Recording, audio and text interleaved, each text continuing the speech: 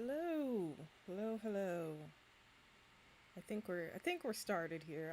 I can't actually tell. We've been having all kinds of technical difficulties already.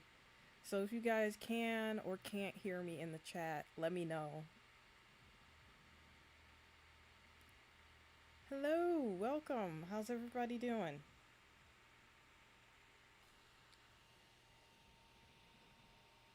I am well.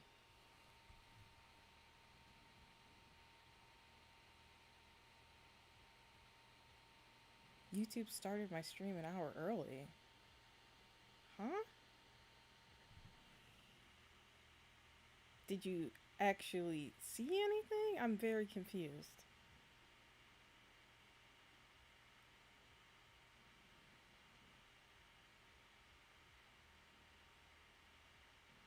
What did you see when YouTube started the stream early?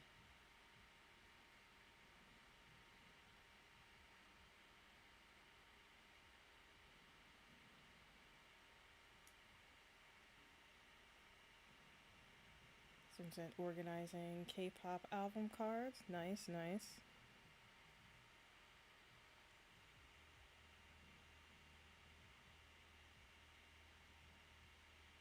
YouTube sent notifications that you went live. I'm so confused. I've been playing around with Streamlabs OBS all day, trying to figure out my settings so we don't have that issue with lag again if I try to stream any type of videos or anything during this. But I have gotten so frustrated. I've tried uninstalling it and reinstalling it on both my laptop and my PC.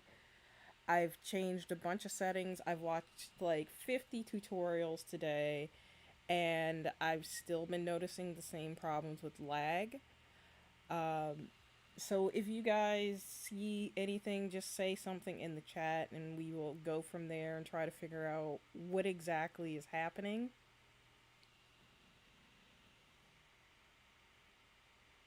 But outside of that, how is everyone doing today? I see there's a couple people in the chat and a couple people watching already.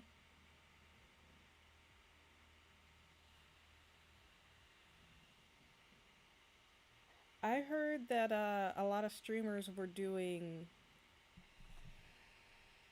I heard a lot of streamers were doing hot tub streams, and I don't have a hot tub, but we've got this bathtub here, and Mr. Wan Ho's in it, so that automatically makes it a hot tub.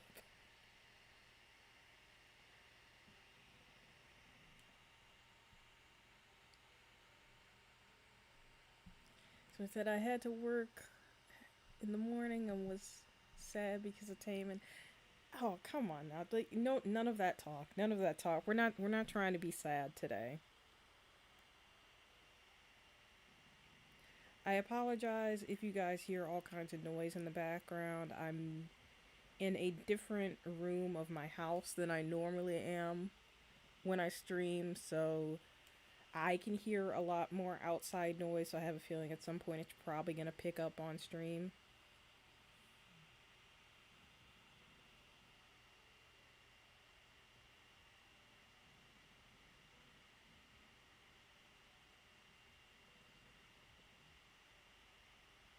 How's everybody's weekend going? We got a lot of teasers for comebacks this week. It's like been content overload kind of. Oh yeah, I mentioned it on Twitter, and a lot of you know that I'm not super into girl groups, but I've been loving Everglow's First, and I've been listening to that a lot lately. Like Everglow's like one of the few girl groups that's debuted, I'll say in the last like 2 or 3 years that I've actually been consistently into the music that they release. Not everything, but I've liked a lot of their songs.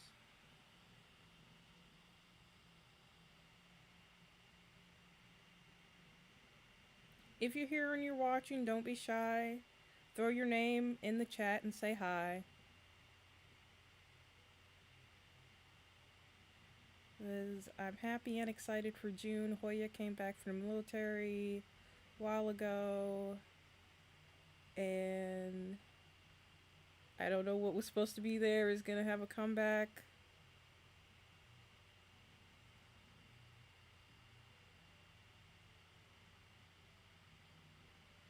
Hang on, I need to make my chat box bigger because I can barely read. Uh oh. Probably shouldn't have done that. And touch one thing and everything goes to shit.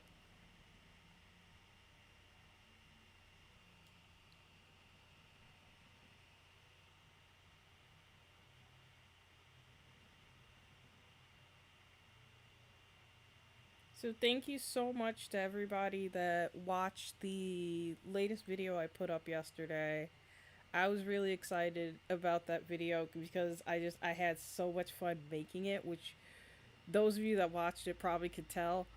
Um, I had started out planning on making a completely different video, but the more and more I just found out about Lee Guy, it changed what the video was supposed to be.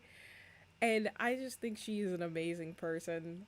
And I just found the more and more I dug in and found out about her, I just thought it was absolutely fucking hilarious. I mean, she was hustling, and I'm not even mad at it. Hello, I see more people entering the chat. Wow, I'm not even drunk yet. Entering the chat. Hi Boogie, how's it going? Welcome, welcome.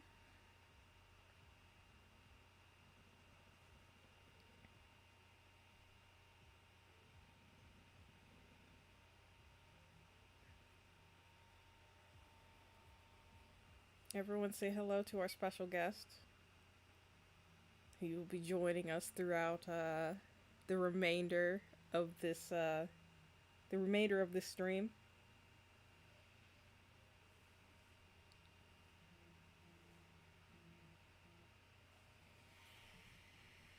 I don't know why it is. It's like every time I start streaming,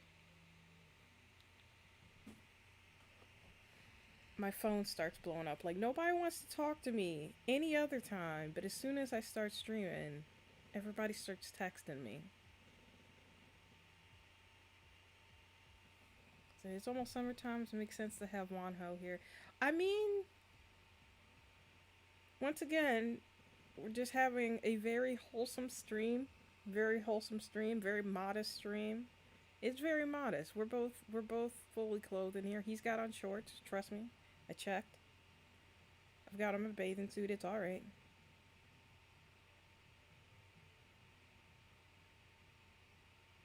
So we were talking about girl groups and then also the video that I released the other day. I, not even joking, I have unironically been listening to a lot of 80s K-pop girl groups and watching performances, and they are incredible. If I can get this to work, I want to share something with you guys because one of the performances, I absolutely love this group and have been listening to this song a lot. Hang on, give me just a second here.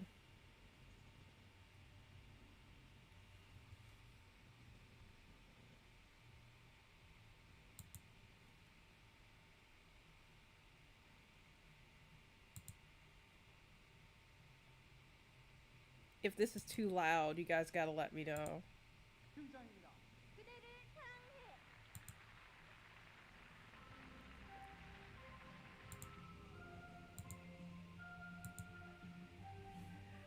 Tell me, is your girl group coming out in go karts? But are they though?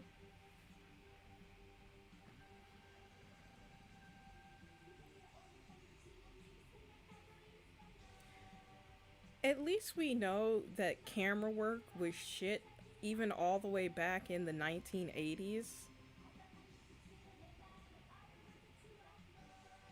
Like apparently it's not even a new thing. Cameramen didn't know what the fuck they were doing even all the way back in 1988.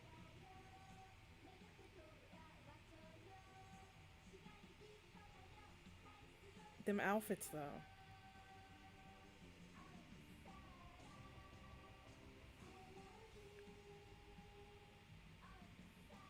Okay, the head shake. Oh my god, them exorcist neck breaker move, like I just like, is your neck okay, ma'am? Are you all right?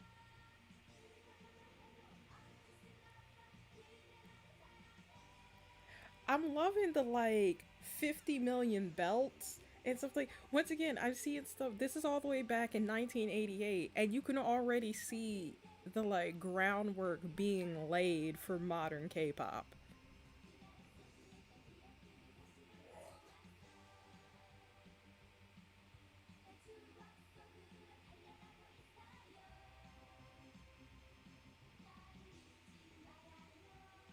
It's even kind of the same hair too.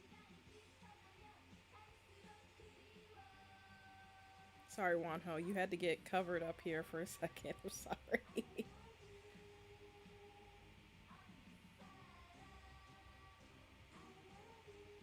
Just the neck snapping. The name of the group is Setore, and the name of the song is "I Love You."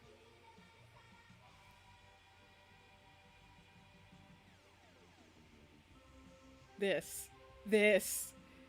But is your girl group doing cartwheels though? Are they doing cartwheels though?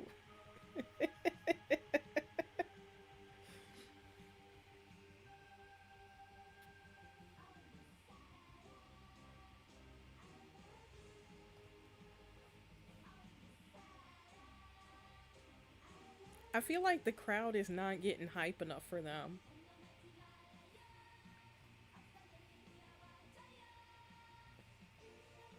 I do also love that the camera keeps getting too close to those fountains, and there's like water on the camera every now and again. Okay, then.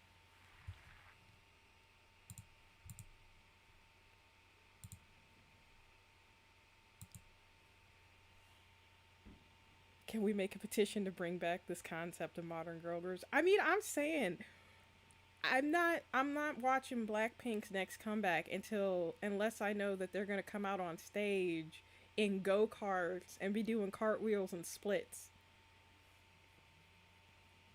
So many 80s girl groups were ahead of their time, not just in K-pop, but just in pop music in general.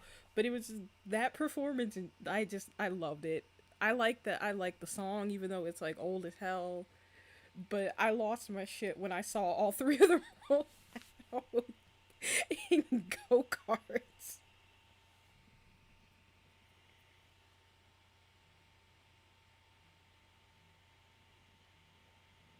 Hello, Mel. Welcome to the insanity.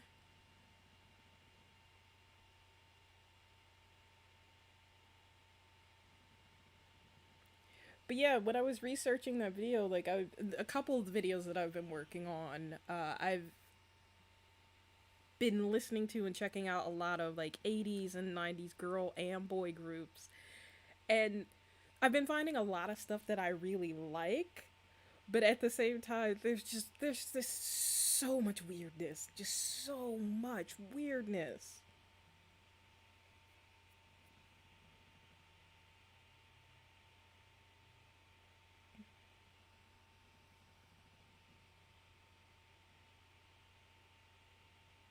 So what comebacks are you guys looking forward to? I've If you follow me on Twitter, you've already seen me ranting and raving about XO and then Monster X in their suits. I'm oof, always up for good suit porn.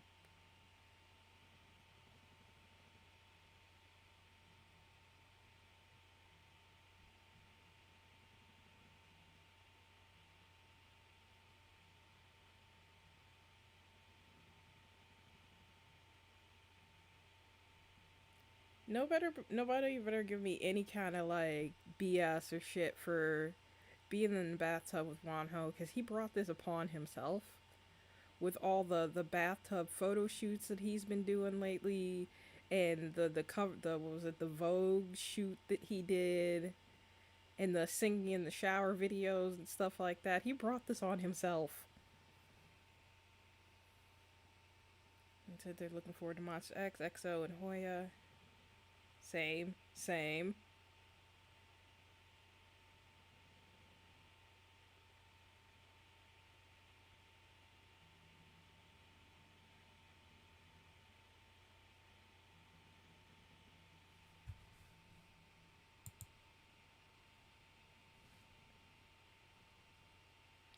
So they finally started adding Espa's avatars into the performances. Have you guys seen any of that, and what do you think? Personally, they look good, but I feel like they're still a little lacking compared to like. And I hate continuing to make this comparison because I know everybody does, but I mean, it's the exact same concept, so you kind of have to. But it's like a little lacking when you look at some of the live performances from the KDA League of Legends performances. Like Espa's AE looked very stiff. Like there was one performance where I saw that they were switching back and forth between the real girls and their avatars, and like when it would switch to the avatars, like their dancing was just very stiff, which I know everybody's gonna say, they're computer generated, but if you look at like some of the live League of Legends performances. Boogie says it creeps you out. I feel like everything creeps you out. That's like your response to everything. I feel like you were just creeped out by and just like suspicious of everything in this world, which is fine, which is completely okay to be, but I find that funny. It's like every time I see you comment on something, it's always creepy or unsettling or there's something wrong with it. I live in a bubble too, but not everything creeps me out. You're talking to somebody that binge watches Law and Order SVU every day. I'm afraid of everyone, but I don't think everything is creepy.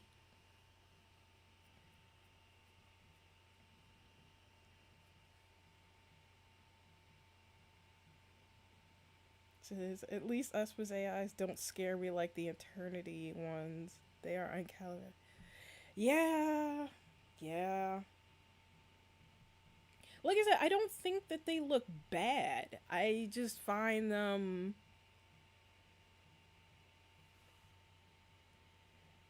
I don't know. I feel like they as much as they hype them up and as much time as they've like taken, they could have looked a bit better than they ended up looking. Does it? Do you mean bubble the app? No, I think she means she lives in her own personal bubble, which is absolutely fine.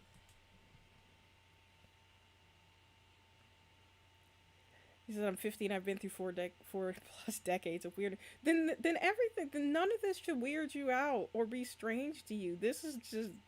It's just how things are.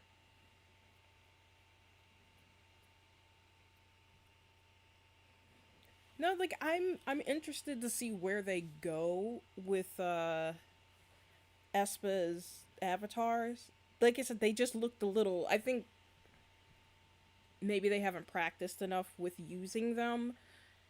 They just looked a little stiff to me because even if you like side by side compare like the few seconds that they were on screen to like a couple years ago, what 3 or 4 years ago when they first debuted KDA on stage at the League of Legends Championship, you would think 4 more years of experience doing basically the same thing that they would look a little bit better, which they do when they're standing still.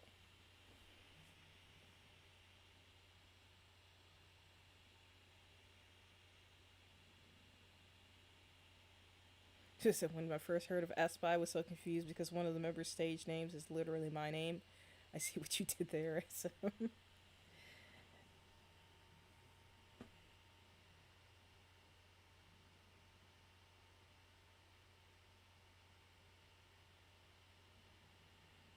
It seems like we're doing so far so good. There hasn't been too much lag, so maybe some of the changes I made to my settings here helped a bit. I don't know. I'm still so confused.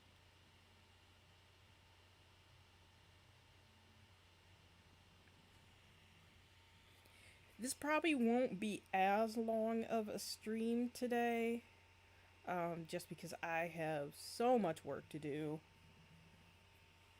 My online shop has been pretty slow most of the month, and then all of a sudden, just within the last 2 days, I've gotten like a ton of orders. It's been so weird.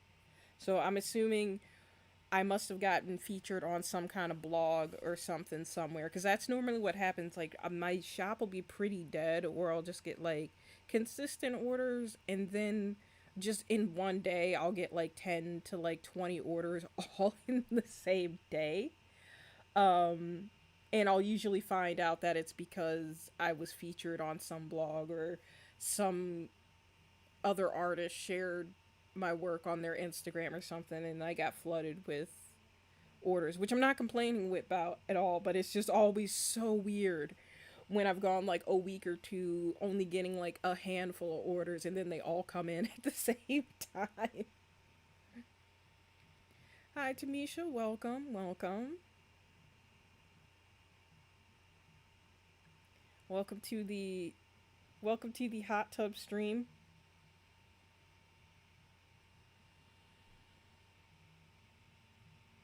I'm sorry you missed the 80s girl group we were watching a little bit ago. We decided that girl groups need to start doing cartwheels and splits and driving out on stage in go karts like they did in the 80s.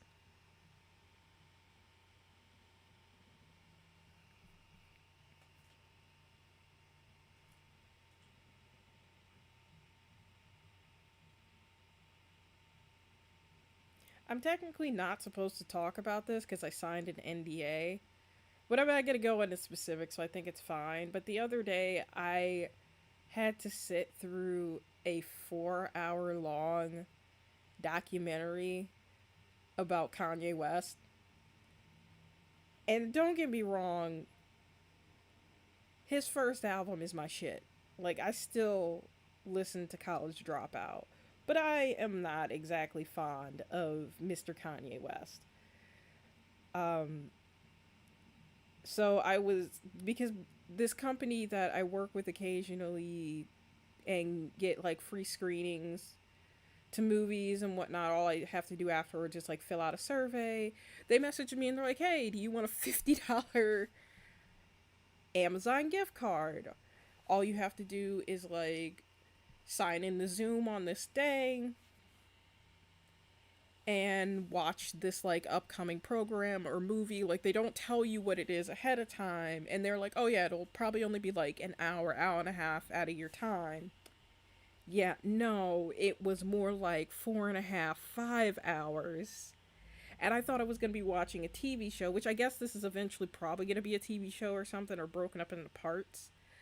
But day of, they're like, oh yeah, so yeah, you guys signed a thing and you're going to be here for 5 hours. So it was like a documentary made by one of his close friends that he grew up with. And it was like stuff that he filmed from the time, like right before he signed with Rockefeller onwards. And it wasn't bad. And I love documentaries. Like I love music documentaries. I will watch documentaries about artists that I'm not that familiar with, artists that I'm very familiar with, artists I'm a fan of, artists I'm not a fan of. If it's well made, I'll probably watch it. I'm kind of the same way with things on YouTube, even if they're subjects that I'm not necessarily super interested in, but if the person that is talking about it or telling the story is very passionate about that topic, I'll probably, if I'm engaged enough, I'll probably still watch it.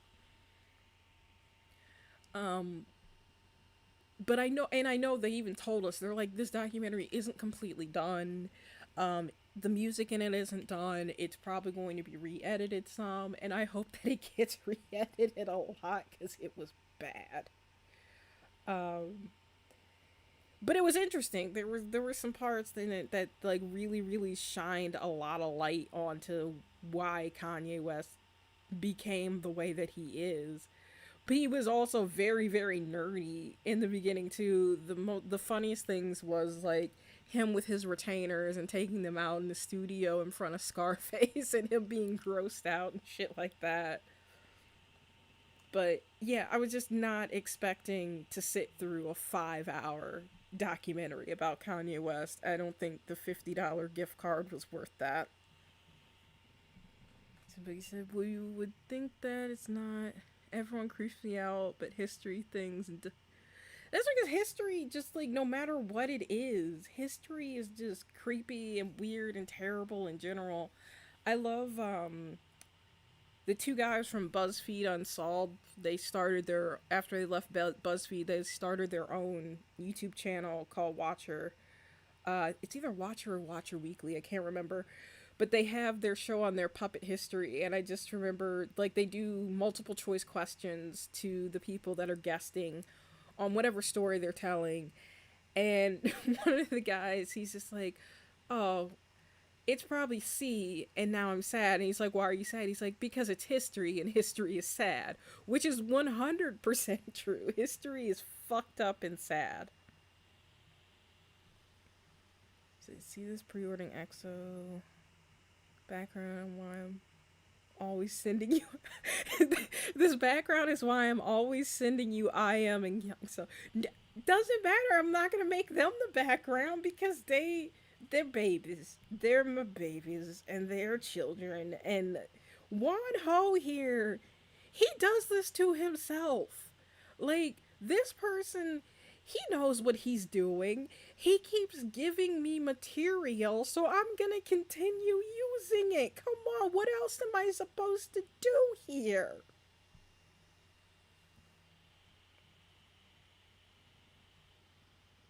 Because I'm debating pre-ordering EXO's album. I either get the regular version, I get the Schumann version.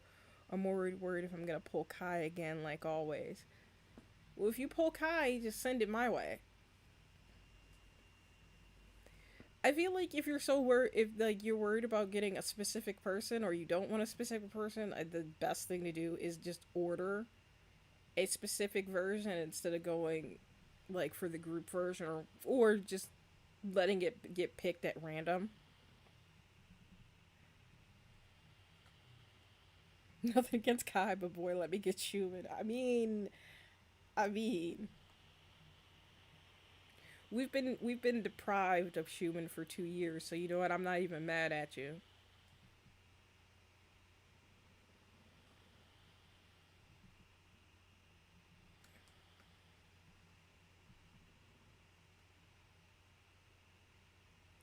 So I was a little upset that what was it? Lee Michelle started a YouTube channel recently, and it makes me really sad whenever I look at her channel and like it gets no views like whatsoever.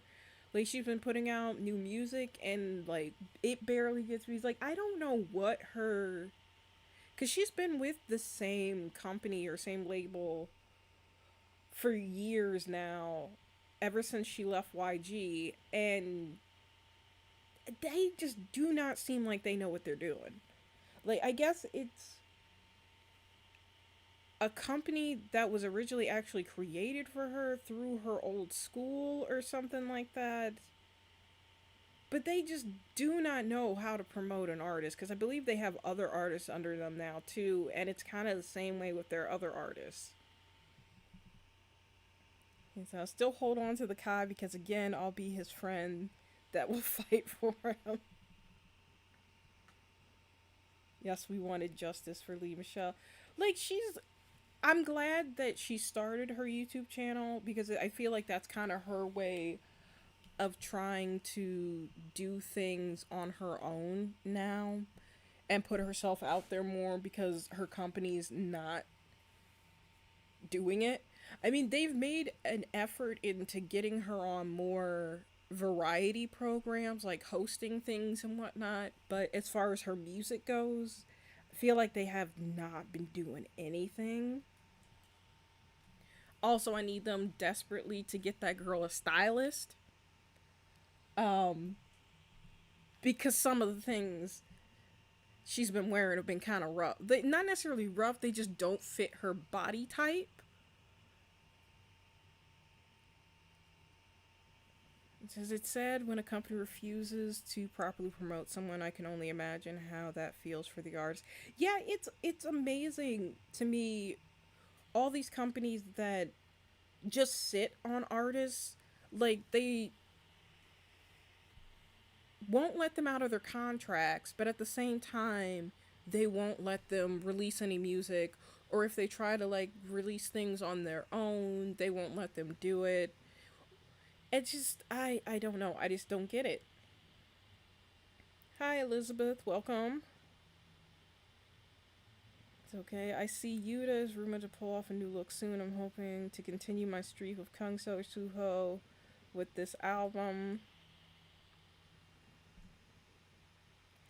I don't know.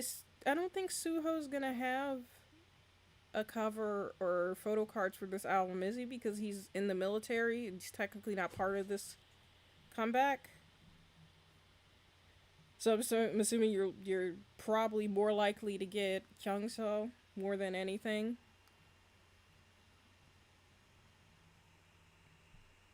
The definition of toxic. Hello, everyone.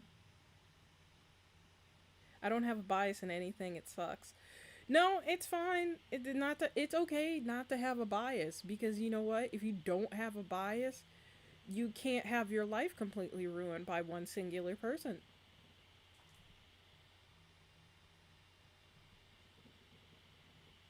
I mean, that's kind of what happened to Ajax. Their last comeback was in 2013. I thought they disbanded.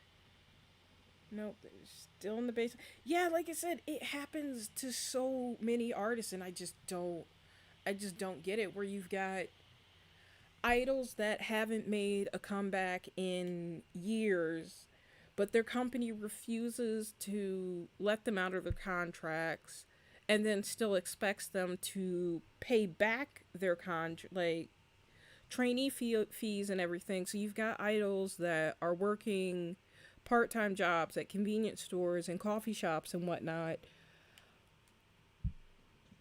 to pay their labels, but their labels aren't having them release new music and they won't let them out of their contracts. So it's complete BS and I don't understand it. It makes no sense to me. But it's also the same thing like we were talking about during another stream that there's so many groups too that they go years without having comebacks in Korea and you think they've disbanded, but then you look further into them and they're actually like thriving in Japan. Like the couple times that I visited Japan, if you go to Shinokabu, there's like a ton of little venues where you can see K-pop and J-pop groups perform. Mostly like underground boy groups and mostly underground boy groups. Girl groups usually perform in a different part of the city. Um, but you will find a ton of K-pop boy groups that haven't released music for years in Korea that are performing in Shinokubu in Japan. It's also a really good place to see rookie groups that haven't debuted yet too. There was a rookie group performing that I can't remember what they were called. It was like N something, N Cuz or something like that before they debuted. Like I saw them like walking down the street and I knew it was a K-pop group because like their stylists were walking behind them trying to fix their hair and everything as they were heading to a venue and the boys were like passing out flyers for their show that night. But it was still very, very weird. Like Kai was my bias. But the certain members were just like, girl, no, look at me. That's every group. That is every group, man.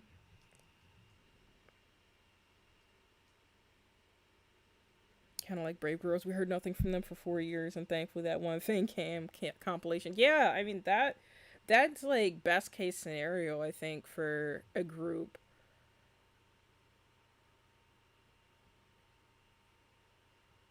Hi Kim, welcome.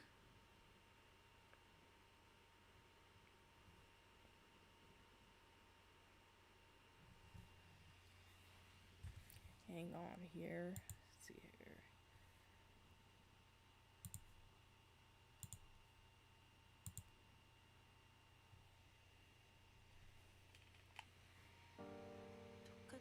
We're gonna bask in the queen's voice for a second because, like I said, I feel like she does not get enough credit, enough views.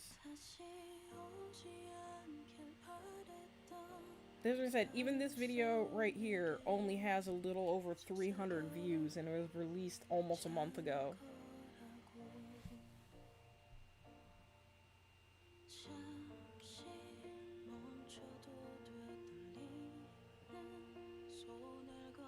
That reminds me of EXID only promoted in Japan for the last year before their yeah, there's like I said, there's so many groups that like are promoting in Japan and they're doing really well over there. Um but I just don't get it. I will never get what companies get out of just sitting on artists. If nothing else, like if you don't want to put the money into them, like don't stop them from communicating with fans or releasing things. Like even there's groups that have tried to put out their own stuff on SoundCloud and whatnot, and their companies have made them take it down. It makes no sense to me.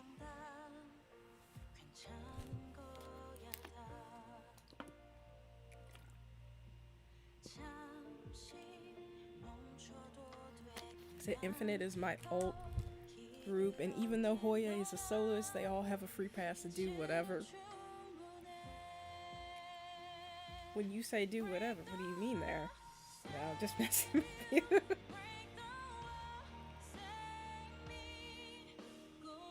Do you hear that? Do y'all hear them vocals?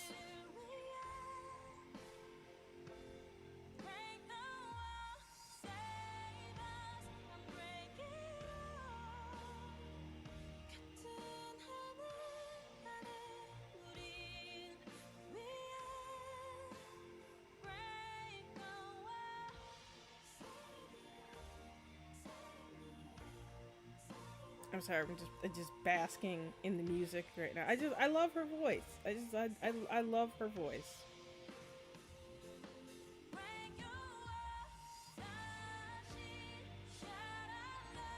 And now the stream is gonna get copyright claimed, but it's okay. It's fine. It's not like I can monetize this channel anyway, so it doesn't matter.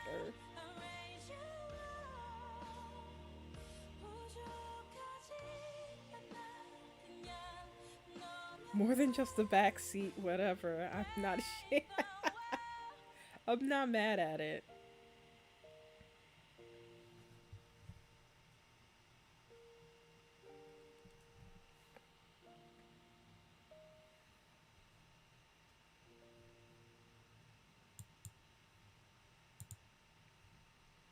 Yes, so everybody should go subscribe to her YouTube channel because it's fucking ridiculous.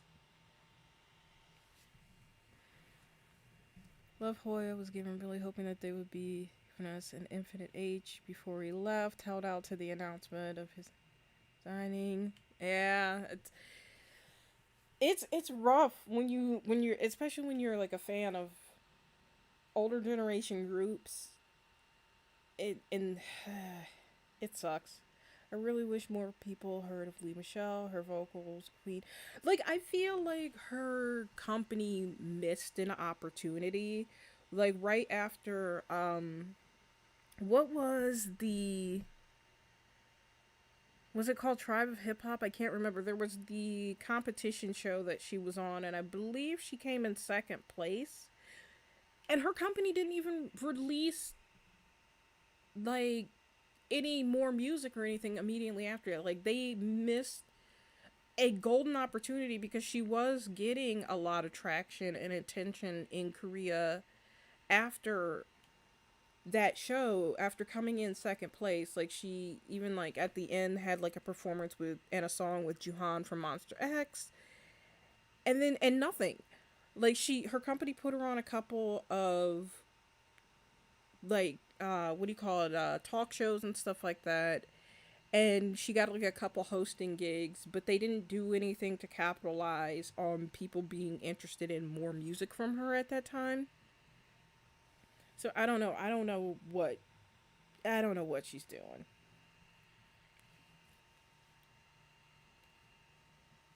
Lim wasn't giving enough creative freedom. I respected his choice and still supported him. Some fans took it the wrong way though. Yeah, it's sad that companies fail at promoting anyone who doesn't look like the typical K-pop girl. But I feel like that's not even just with like people that don't look like the typical K-pop idol. You have people that fit like the typical K-pop idol mold that still sit on a shelf for years or can't get out of the basement. Like I said, it will never make sense to me. Like I just don't get it. Like I know some companies don't have the resources to have their artists have consistent comebacks. Even the smallest of companies, I feel like you should still at least be able to do something once every 6 months, if not at the bare minimum once a year. I don't get companies that just sit their idols on a shelf for like years at a time.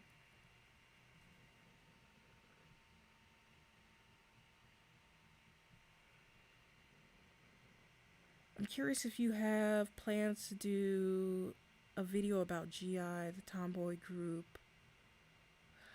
I did. And it maybe I don't think so though.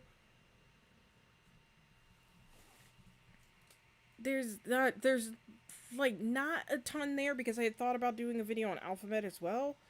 Um, Maybe I don't know. I have to look at the angle to approach it from. There's like so many videos that I have on my like list that I want to do. I have an issue which I think I've mentioned before that I get wrapped up in the research of things and then I start branching off into multiple different rabbit holes. And then sometimes I find so much information that it turns into another video on its own, or I get into the habit of trying to crush too much information into one video, which I definitely think I was guilty of with the first couple of weekly weird docuseries videos that I did, hence them being 20 to almost 30 minutes long. I've been trying to get a little bit better at murdering my darlings and taking out things that don't really have anything, not necessarily nothing to do with the subject I'm talking about, but trying to take out things that aren't necessary to the story that I'm trying to tell, which is, like I said in a previous live stream, I've been trying to make the new videos under 10 minutes. Because also, that's apparently the new thing that YouTube likes as well. Like, they've been telling us for years, make your videos 10 minutes or longer for watch time, but nobody watches videos that are that long. Like I said, even now, with my videos being under 10 minutes, my average watch time is only about 3 to 4 minutes. So I don't know. YouTube is, after being on YouTube now for over 6 years, I still don't freaking understand YouTube. Like it will never make sense to me. I like GI and I always forgot that they came from the same company as Alphabet. But their company, Big Oof. Yeah. I will never forgive SM for blocking the way they did. Victoria and Hanso for acting and OSTs. Just split it up into parts. I have experimented with splitting videos into parts in the past, and I've found that people don't really come back for the second half. But there are actually there's like at least one video that I have planned coming up that's either going to have to be once again another 20 plus something minute video, or it may need to get split up. I don't know yet. We'll see. We'll see.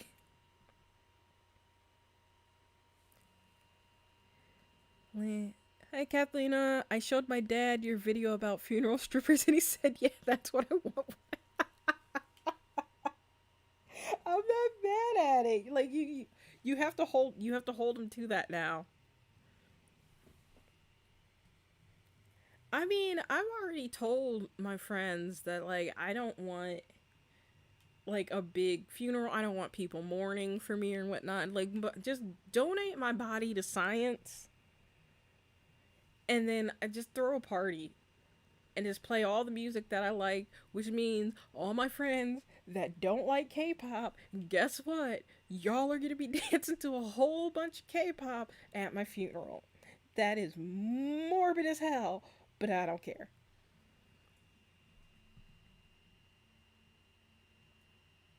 Yeah, I've seen some creators do an hour show live and upload it in segments. I think that only really works if you have like a larger audience built in that's already going to come back to watch your videos. With this still being a fairly new channel and not many people actually coming over and subscribing from the old channel, I don't have in a large enough, like, I love all you guys that have been with me since like almost day one, but I don't have a large enough of a subscriber base or community yet to really be able to do longer and like segmented things where people actually come back. Like, even now, um this channel has, I think we're like 10 subscribers away from 500 at this point. So it's taken 10 or 11 months to gain 500 subscribers. And of those 500 subscribers, only about 20% actually come back and watch my videos. Like, the majority of the views on the videos, like, I think, like, the last time I looked at my analytics, it was like 70 something percent were unsubscribed. And then, like, my return people, like, people that watch one video and come back and watch the next video, is way lower. So I don't know. One that's what I'm trying to, like, a part of it is like really really on me too. um I need to get more consistent with content, which is why I've been trying to get to the point where I'm uploading a video once a week, which I'm already kind of upset about at myself that I might have to push this week's video back week, so I might have to skip a week just because I've been having computer problems, and I started editing next weekend's video, which I think I'm going to switch from Saturdays to Fridays. Um, this week's video didn't do particularly well, but it did a little bit better, at least in first day views, than the video before it did.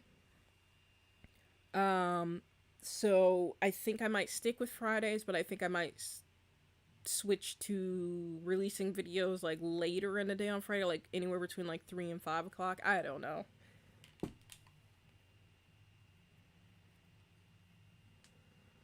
But my goal is to be a little bit more consistent with uploading content. It's just, it's different than like doing reactions where you just put on the video and you say some things, and like, I mean, I used to put in a little extra effort with my reactions, and I would do like the edits and stuff like that. But with these, like I said, I tend to spend about a week to 2 weeks researching, depending on the topic. Mostly usually around the week, and like the Ori video, that was a couple months on and off to get all that information and compile it and everything. But most of my videos, it's usually a couple days to like a week or so. And it should be shorter than that, but I admit I rabbit hole constantly. Like, I'll start researching one topic, and I've then got 20 tabs pulled open on my computer, and I'm looking at 5 or 6 other groups. So it just got to the point where I've just started bookmarking things that I want to come back to like make stories about later. So I need to learn to stop rabbit holing so much, and it will make research like so much faster. Um, but then, like, after the research, there's like compiling all the information that I want to make sure that I like points I want to hit on in a video. And then like the longest thing, the thing I dread the most out of even like I'm not a huge fan of editing. Like I people that are editors for a living, like they deserve every dime that they make because I really do not like editing. If I could just research and record the audio and whatever for videos and pay somebody else to edit my videos, I absolutely would, but I can definitely not afford that. But outside of even over editing, script writing, I absolutely hate. But I have ADD, so I can't do the thing where I just go off the cuff. I have to script like these videos, or I will just rant and ramble on and on and on, and that will make editing even harder for me. Like even with my old like reaction videos, I would constantly just go off on rants and ramble. So every single reaction you guys probably saw on my old channel was probably a good 10 to 20 minutes longer than it actually was before I edited it down and took out all the crap that had nothing to do with the video. But yeah, like I said, my goal is I'm going to try to be more consistent with the videos. Someone said I'm playing nothing but J-pop and J-rock at my K-rock at my funeral, leaving everyone wide-eyed. That seems to be the norm for most people on YouTube. About 67% of views are people who are unsubscribed. Yeah. Um I'm guilty of it too, and I just thought about it myself recently that there's like so many channels that I will go back consistently, and I know that they upload once a week or twice a week, and I will go back and like search their channel and then like watch their new videos. And I've been doing it for years, but I'm not subscribed to their channel. And I don't know why it's so hard to hit the subscription button. So there's like 3 channels this week alone that I've been watching for years. And I love their videos, but I wasn't subscribed to them for some reason. So I made sure that I subscribed this week. Uh, so I don't know. I don't know. But also YouTube has been, because I watch like the creator videos that they put out, like the creator academy videos that they put out every once in a while. And like one of the things they've been hitting on lately is that subscribers in the long run don't really matter on YouTube anymore. But I don't know. And like and things change with the YouTube algorithm so often. Like I mentioned previously, like they used to say like why everybody would put 50 million tags in their videos, and half the time they were tags for things that didn't even have to do with their videos, just to get their videos to show up in search. But I guess YouTube cracked down on that, so now they're saying that your descriptions, no, then it was like your titles play more of a role into how you show up in search. Then they changed it to your video descriptions play more of a role. Like, I don't know. I don't know anymore. Lisa needs the paper as requested to avoid tangents in videos. It's true. It's very true. Like, I think because, like, for so many years, like, with my old channel, for, like, 5 years, I was just doing reaction videos where it was just off the cuff.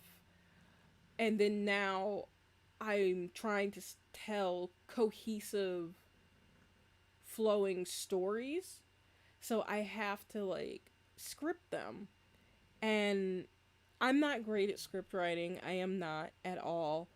But also, I'm learned, like, very hard at organizing information and then putting it together in a way that flows. It's something I'm still learning to do. So it said ASMR. Yeah. It's the same. I really need to subscribe more. Yeah, like I don't know what it is. Like there's so many channels that I love their content. I've been watching their content for years. but I just never subscribe to their channel. But I go back. I know what day that they upload, and I go back every single week to watch their videos, but I've never subscribed to them. Like there's one channel, Corridor Crew, and the Corridor Digital channel. I love like the short videos and films and stuff that they put out, and then on their Corridor Crew channel they do the like VFX artist react and the stuntmen react series, and I love those videos, and I watch them every week when they put them out. And I've been watching their videos for like 2 or 3 years, and I never subscribed until like a week ago.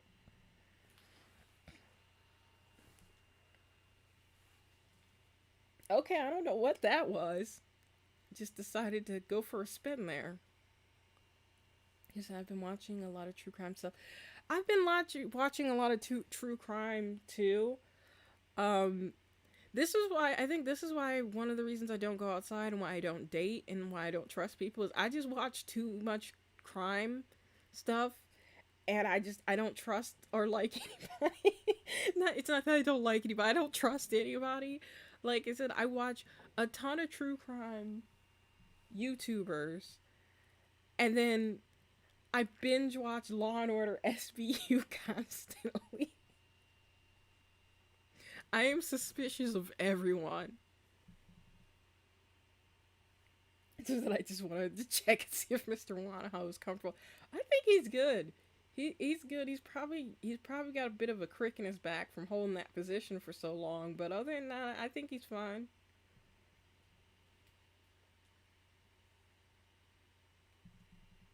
Everyone is sus after watching a bunch of Criminal Minds. Criminal Minds, man, used to be my shit. Like I've seen every episode of Criminal Minds up until the end of the season that Jennifer Love Hewitt was on.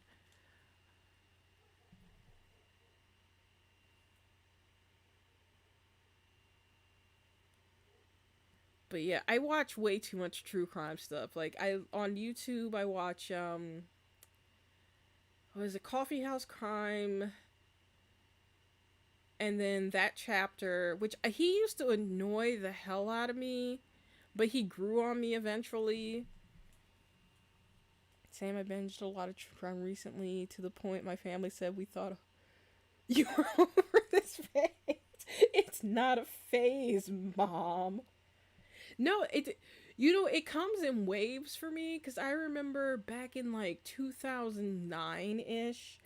It was the first time that I had cable for a little while in my adult life, just because at the time, the city I was living in, AT&T like gave you cable super cheap for like 6 months or something. I don't remember what it was exactly, but it was like the first time I've had cable in my adult life. And the only channel that I watched was Investigation ID. And at that time, I lived with my then boyfriend, and he's just like, "Why do you watch this? Also, we have like all these channels now, and this is all you ever watch." I don't know. It's just all fascinating to me. Like I know that people are trash and people are terrible, but I have this weird fascination with knowing exactly how terrible people are. He says, I usually watch crafting videos but don't subscribe. True crime doesn't bother me much. I don't know what they say about me. I don't know what that says about me. I used to watch the I channel all the time. There's so many people that are like into true crime now, and it's so funny that the majority of them are women. I don't know. I think we might just love like scaring ourselves, or also just like I don't know what it is exactly, but like I said, I'm suspicious of everybody now.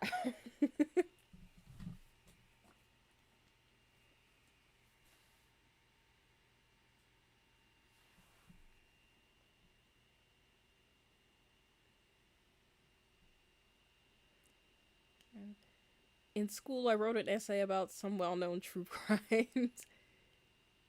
Matthew Gray Rubler, who's like, you know what? Matthew Gray Rubler, there's a video on YouTube. I think it's Cosmo or Vogue or one of them, but they go do a house tour at his place, and he lives in a treehouse base essentially, and he has the weirdest shit in his house. And I love eccentric guys in general, so yeah, I fully agree with you that Matthew Gray could get it. And like, I don't know, it's like he's just like that lanky kind of nerdy guy. Like, I've always had a thing for like lanky nerdy guys, and I don't know why. But he also just seems like such a like genuine chill person. And because I said that, it's like something terrible's gonna come out of him, like he eats babies or something in the next few days, because that's normally what happens. So like, they say, don't, don't ever look up to anyone, kids, because they will just disappoint you. To this day, and y'all can't change my mind. But when Taman was in his danger era, I thought he was pulling a Spencer. I hated. All right, this might be an unpopular opinion. I hated the way Taman looked during Danger. Like, I don't know what that, like, Minhara sickly look that his stylist was giving him with, like, the bleach blonde hair that was the same color as his skin, and the, like, no eyebrows, and the super pale pancake makeup where like, I don't know if they were trying to, like, Twilight was popular then. I don't know if they were trying to make him look like a vampire on purpose, but I wasn't feeling it. Gives it my ass off, not the babies. I don't know. That was just the first thing that popped into my mind. I was just like, what's the worst possible thing someone can do? I don't know. Eat some babies. But that's what it seems like happens like every time like somebody is like universally loved or whatever. Just something comes out on the internet that they're just like secretly behind closed doors, just like the worst person.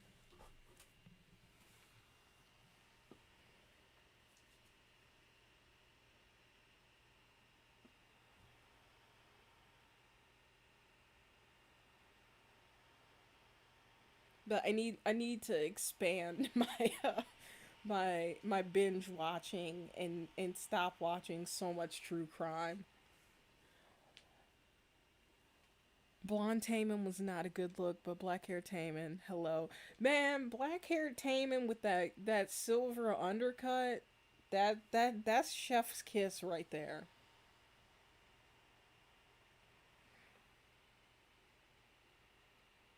Yeah, it's one of the reasons I don't look deep into people. Like I said, I'm like, there's nothing wrong with like respecting someone, like kind of like looking up to someone, but it's like, don't don't put all your hopes and dreams into someone else. I really try not to idolize people because you never really know them. True, it's very very true, because it's like, even if you just think about yourself, like think about yourself if you were a celebrity or a scholar or whatever, people that someone that people really look up to. Think of like even just the small dumb shit that you do on a daily basis. How if you were famous, somebody would totally be disappointed in you or trying to cancel you or drag you on the internet.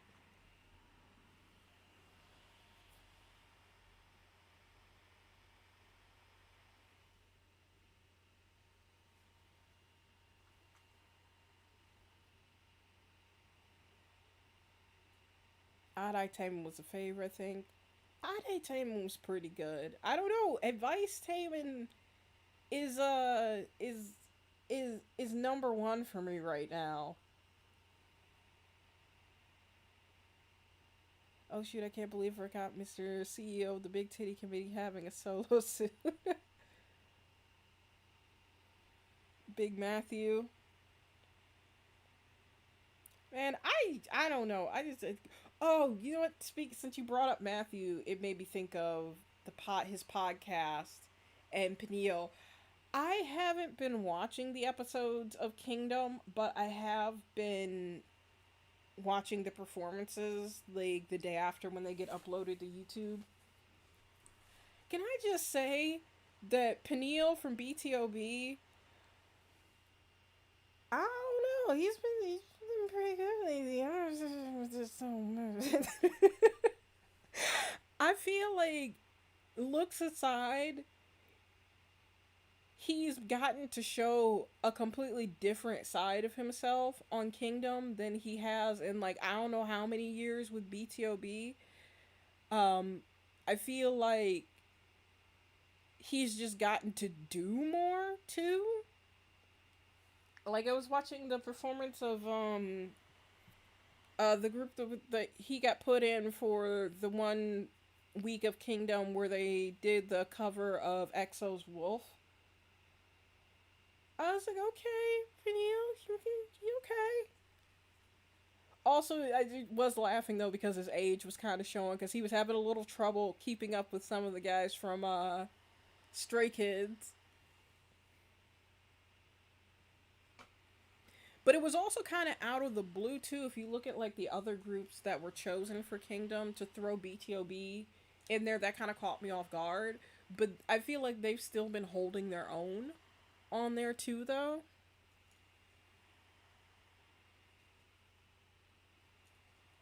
I thought you were talking about the zombie show Kingdom for a second.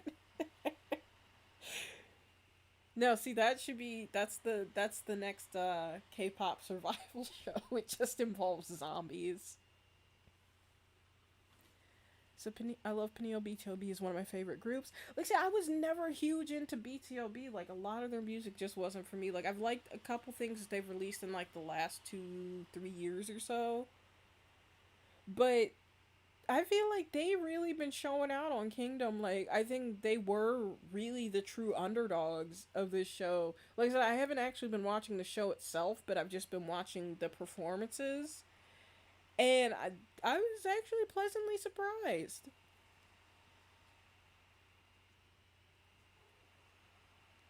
Also, I'm convinced that Ryan Reynolds is just collecting K-pop groups at this point and is just determined to become the honorary member of every boy group in South Korea.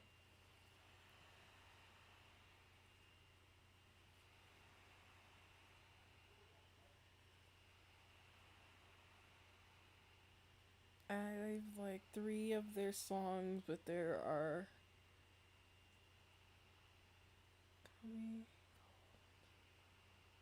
comedy gold on TV. Yeah, yeah, though, yeah, they're absolutely hilarious. Like they're even though back in the day when I really wasn't into any of their music, I would still watch clips of them on YouTube just because they're freaking hilarious. I think one of my favorite clips to this day is they were on some show backstage and they were picking questions out of a hat, and of course Peniel got the question, what kind of shampoo do you use? And all of the members like lost their shit and they're like, do you even use shampoo? And I'm just like, oh, poor baby.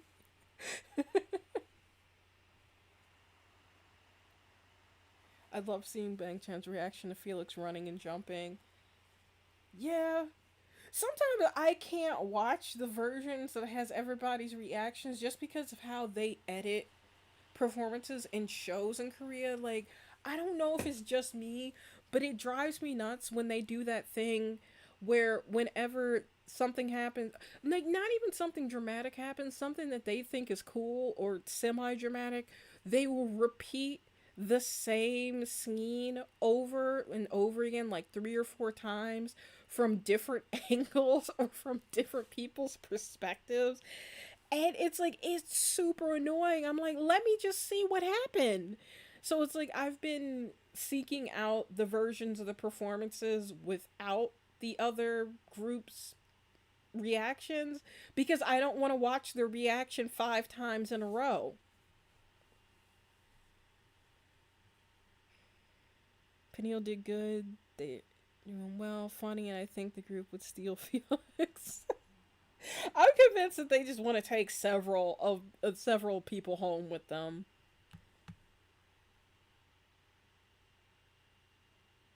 he looked worried. The repeat drives me up the wall. Yeah, like I get why they do it, and it's not just Korea. Japan does. Japan is a whole nother mess when it comes to how they edit their shows. But I don't get it. It's just like, okay, if you want to repeat it, like sometimes they do that on American shows too. Um, I get it, repeat it one, two times, but like sometimes they'll repeat the same scene like four or five times from different angles, and it drives me nuts. Japan, their TV is like when I visit Japan, I don't even turn on my TV in my hotel room or Airbnb or whatever. Like I don't watch TV while I'm in Japan because it's just I can't. Like, I can't do it. It's not for me. It's like everything is over the top and kind of fake.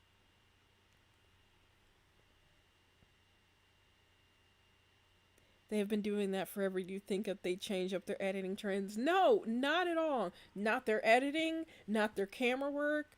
Earlier in this stream, we were watching a performance of a 80s girl K-pop girl group, and I was making the joke that the camera work, the garbage camera work is still the same. Like even all the way back in the 80s, the cameramen didn't know what the fuck they were doing. Japan censor everything or not to censor at all. By censoring, they just blur everything. Well, I'm not, yeah, but I'm not even talking about that. I'm talking about like like you even see it in Korean shows, but like the huge lettering and like reaction bubbles and things like that on top of everything, but also everything is played up like times 10. Um I think the best video that I can recommend for it is Joey the anime man who's been living in Japan for I think like 7 years now, and he's also half Japanese. And he was even talking about how he doesn't really enjoy Japanese television, and like the one opportunity that he had to go onto a Japanese television show, um, how they basically told him to fake all of his reactions, like even though he was happy or he was saying that I might be thinking the wrong person, but I think it was him.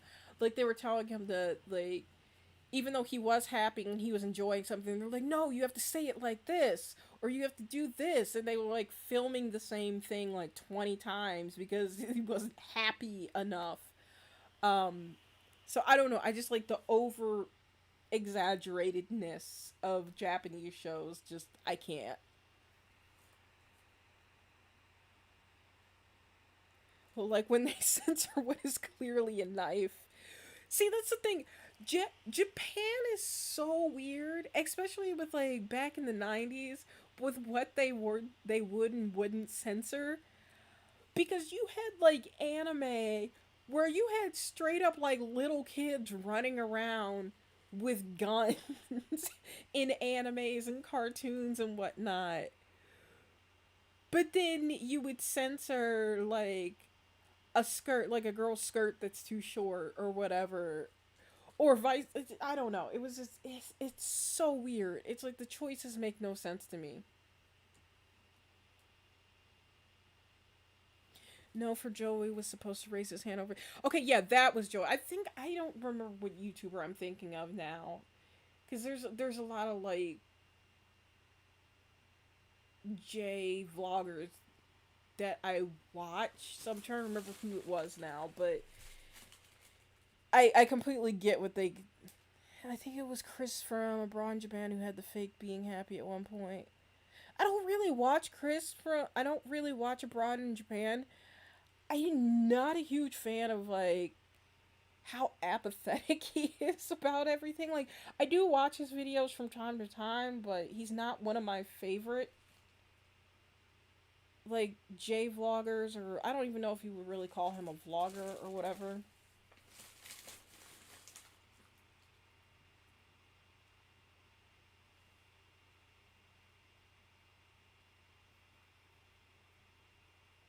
I do have quite a few like YouTubers that I watch that are living in Japan, like that I watch just to keep up with. Because like Japan is one of my favorite places to travel, as I've mentioned multiple times in past. You guys are probably sick of hearing about it. So there's a lot of like YouTubers that I watch just to get ideas on new places to visit, and also right now trying to figure out when the hell the borders might possibly reopen to actually be able to travel again. He is kind of annoying. Don't know what it is though. If you're talking about Chris Broad, like I said, I feel like it's just because he comes across a little arrogant from time to time, and I don't even think he really is.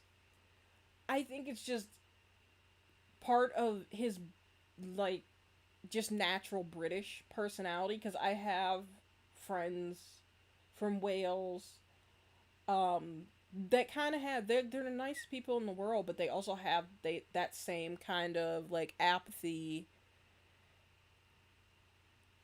and slight arrogance towards everything. I don't know. It's hard to explain, but I don't know. I just don't. He. It's not that he makes bad content. Like I have watched some of his videos and learned a lot.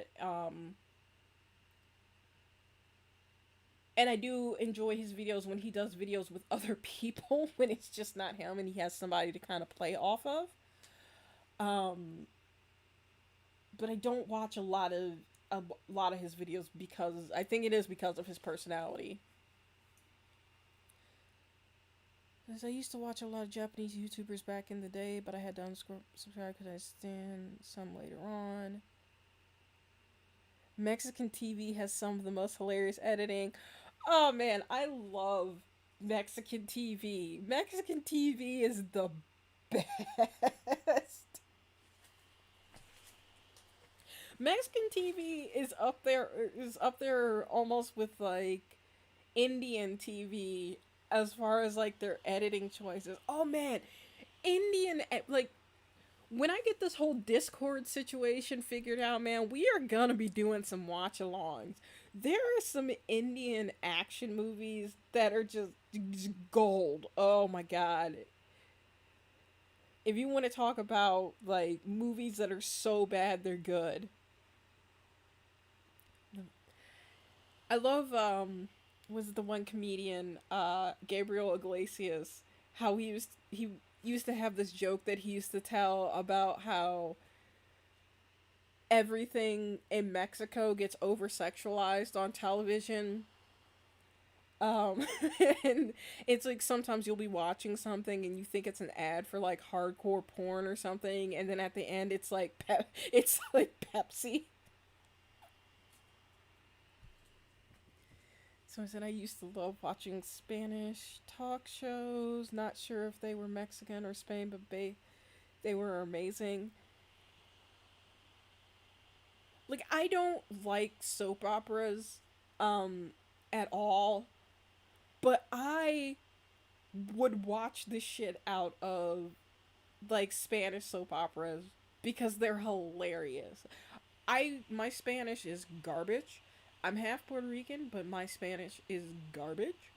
So I would only catch like every other word, but I used to just lay on the couch like when I was depressed and I would just watch Telemundo and watch terrible Spanish drama just because the reactions and the movements and everything is just so over the top. Said Fluffy wasn't wrong about that though. No, he was not. I love Gabriel Iglesias. I like that he's been uploading a lot of his old uh, stand up to his YouTube channel.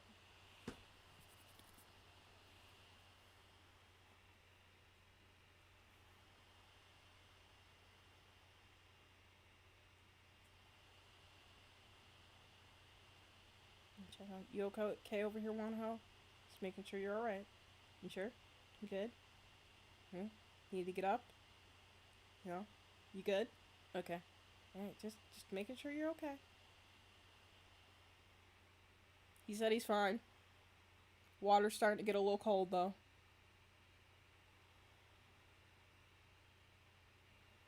My mom could understand why I would watch K dramas, and I had to explain The same effect on me like Mexican soap operas. Never got into K dramas. Like I don't know. I just they just don't appeal to me.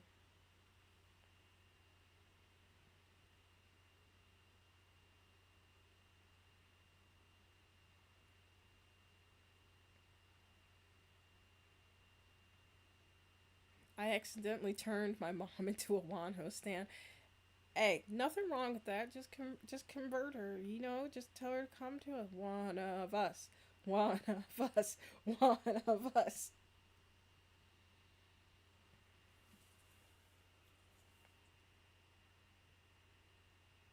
Just kidding. She come over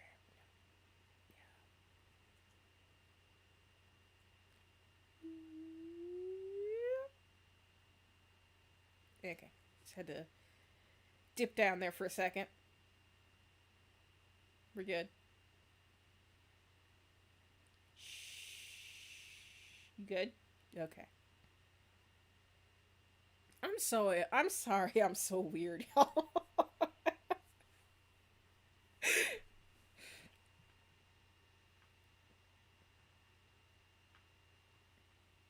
My mom ruined some K-pop songs for me because she misheard the lyrics in different Spanish words.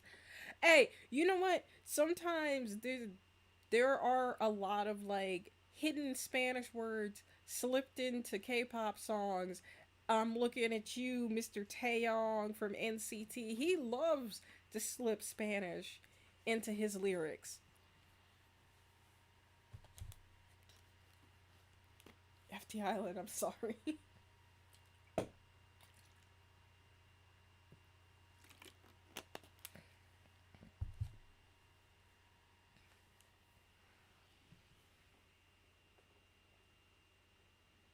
I was laughing because I love this one British show called Taskmaster, and I've been binge watching. They uploaded pretty much all the episodes here on YouTube. Um, and because I've been binge watching that show, they've been recommending me like stand up and videos from some of the comedians that have been featured on that show. And I can't remember what his name. It's something Gorm. He has this television show um, called Conditions May Apply or May Not Apply or something like that. But he had a segment on his show where it was just like it was called Paint or K-pop Group, where the participants had to figure out if uh title was the name of a K-pop group or the name of a paint color. And I'm like, yep, K-pop is is truly global now. When you have a stage full of 50-year-olds trying to figure out the difference between K-pop and cans of paint.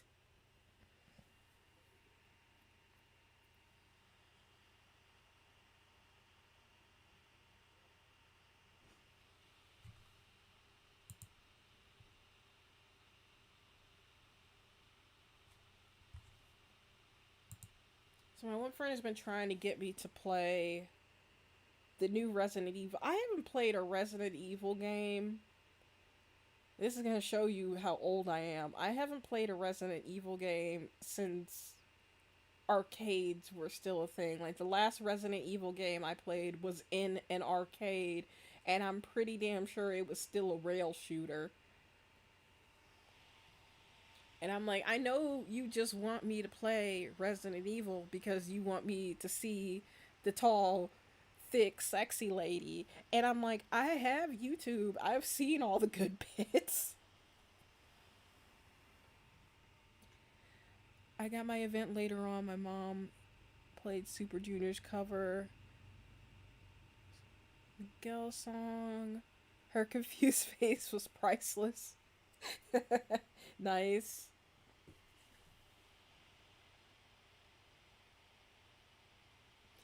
Man, when K-pop idols sing songs in multiple different languages, I'm just like, I can barely master the English language, and it's my first language. I don't know how y'all are singing all these songs in like six different language. Since I haven't played one since the first one on PS1, I suck at Resident Evil. I am a platformer whore. Like, I really, really am. Like, I do play other games occasionally, but I am a platformer whore, and I really do still love old school 8-bit games. And that is a spider. That is a very, very big spider. You stay over there. You stay the. You stay over there. You don't come any closer. If you want to live, you better not come any closer. Oh, it's getting closer.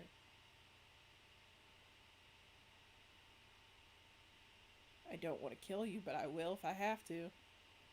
It's the golden rule. If you get close to me,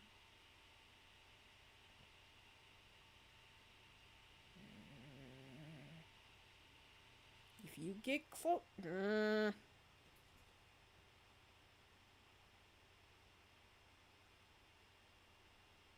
Okay, it's gone now. Which is a whole nother problem. Sorry. You took a spider break.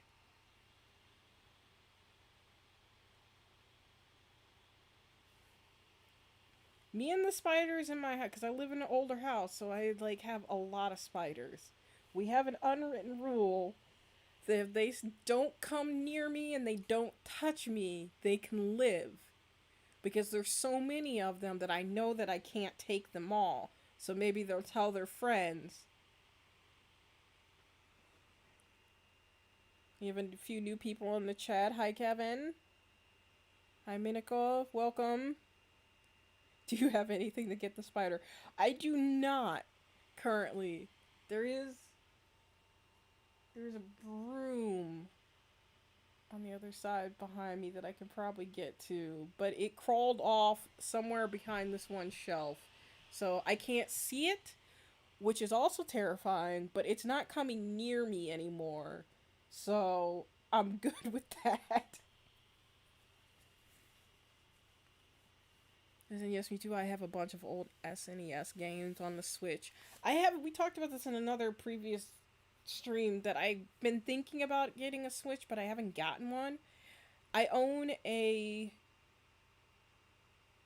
Nintendo Classic Console and also a Sega Genesis Classic Console, and I've been buying lately what are called MD cards, where it's basically you can buy a shell of like an old NES or Genesis cartridge, and then you just put these MD cards in them instead of buying full games. And they're super cheap. They're like $4 or $5 a piece. So I've been playing a lot of the old games that I used to play when I was a kid.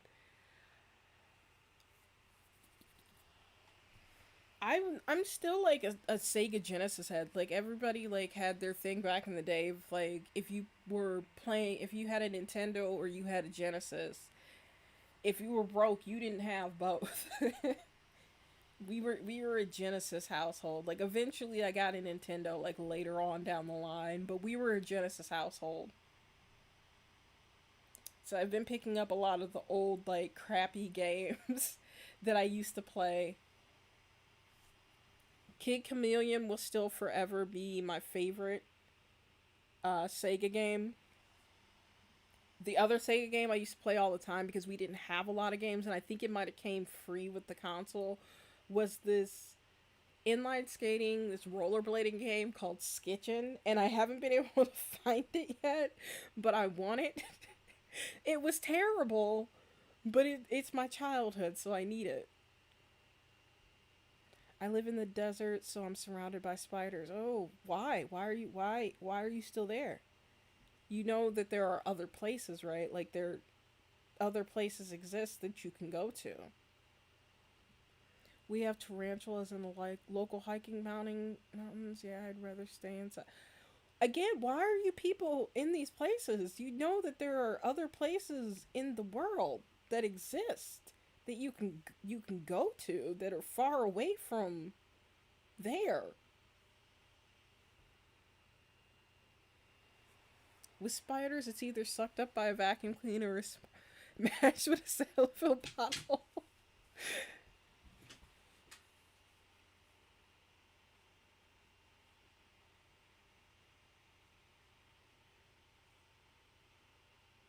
Like I said, I have because there's so many spiders in this house. It's like I said, we have this like deal worked out that if they don't touch me and they don't come near me, I will let them live.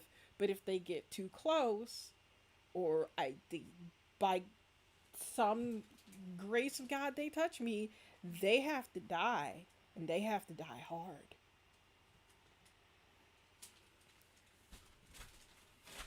I didn't get a Sega until it was way obsolete.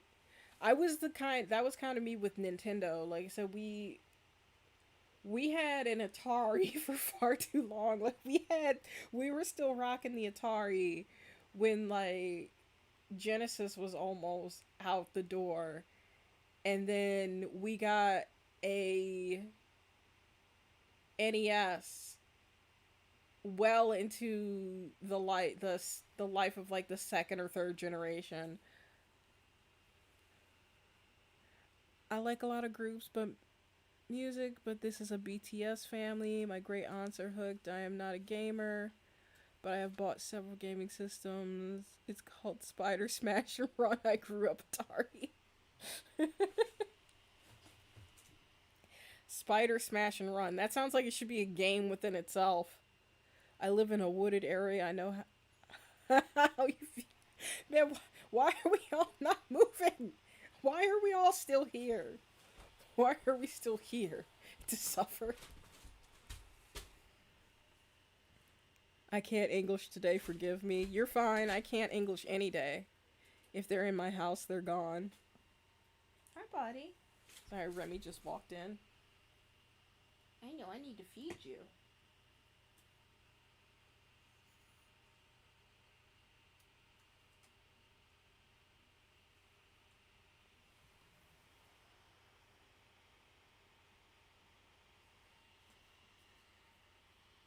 There's one YouTuber that I love. She doesn't really upload as much anymore, but if she's been going live lately, I Heartbeat. There was a video on her old channel where she had started recording, and then all of a sudden she just starts screaming, and she's just yelling at something off screen,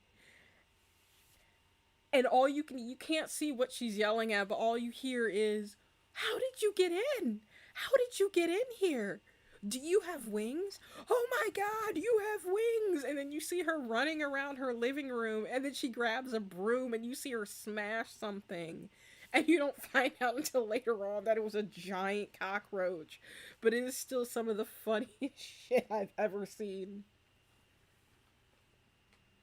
I'm cool with spider, but if something that can fly, that yeah, no, yeah, we don't we're cool with spiders. We're not necessarily cool with them, but we have an understanding with spiders. But if you are something that can fly, you will cease to stop living very quickly. I do the dumb thing constantly where if I don't have anything to like hit, or like a broom or something to knock something that's flying out of the air, like I will grab like disinfectant spray or something and try to spray it out of the air, which works, but it also has the added side effect of me like choking myself on chemicals. Australia has the flying spider. Australia has everything, and I don't understand why people still live there. Like I have seen like the man-sized insects that occupy Australia, and it's like nature is trying to reclaim it. I don't know why the people of Australia have not just made peace with the fact that nature, it does not want them there, and that's why it keeps producing these like fucking insects that are the size of cats. I it's just clear that people are not supposed to live in Australia, but they just keep trying to. Wait, they can wait, they can fly. Why would they need to? More horror, just to inflict more fear, instill more fear in their victims.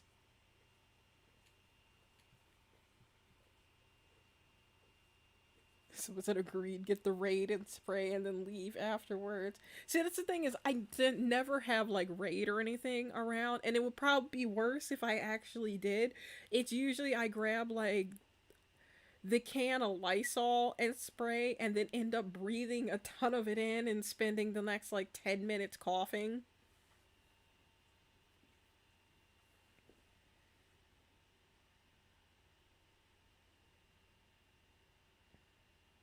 Yeah, there's no reason to make insects fly, especially large ones.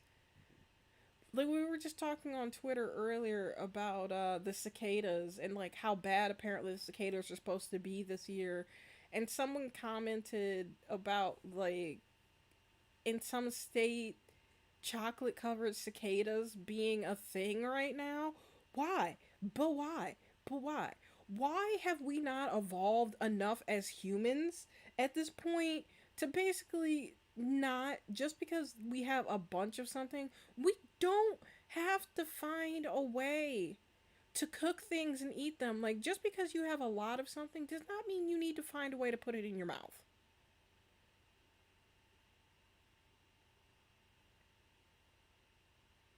We got this bug spray from Dollar Tree and it killed the bug and then almost killed all of us.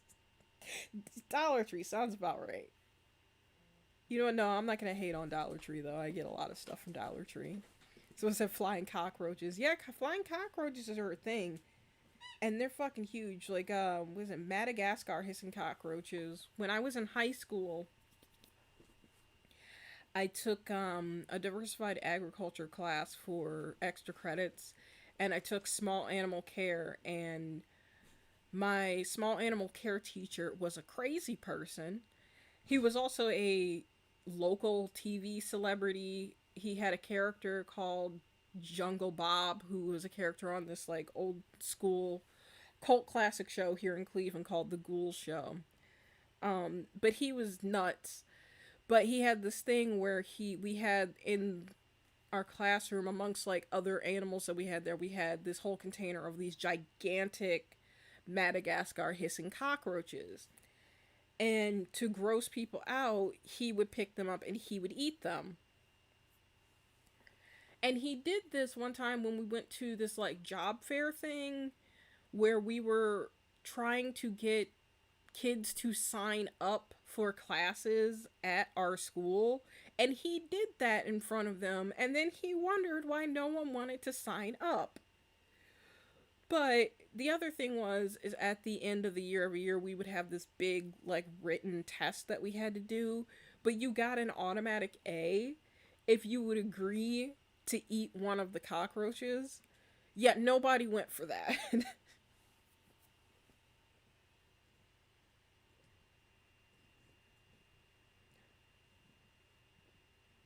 I saw a video of a spider in Australia taking up an entire kitchen sink. Yeah, no, no, no, no, no. Why? Why do people still live in Australia? There are so many other places. Just go. Go somewhere else.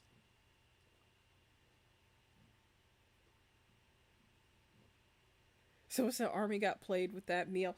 Man, the BTS meal, like, that is just 100%.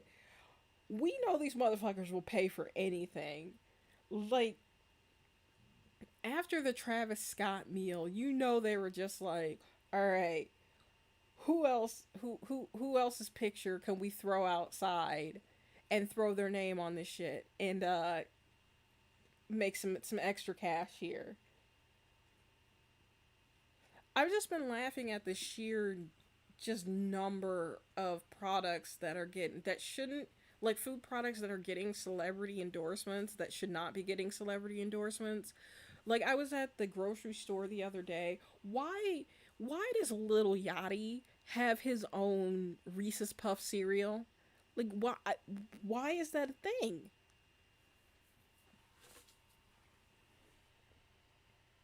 At that point, the spider on top of the yeah, the spider taking up the kitchen sink. It's like, yeah, that's the thing. It's like you just walk over and you're just like, so here's the deed to the house.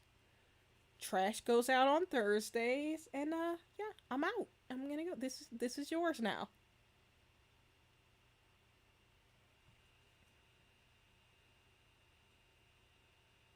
That wasn't a class. That was Fear Factor.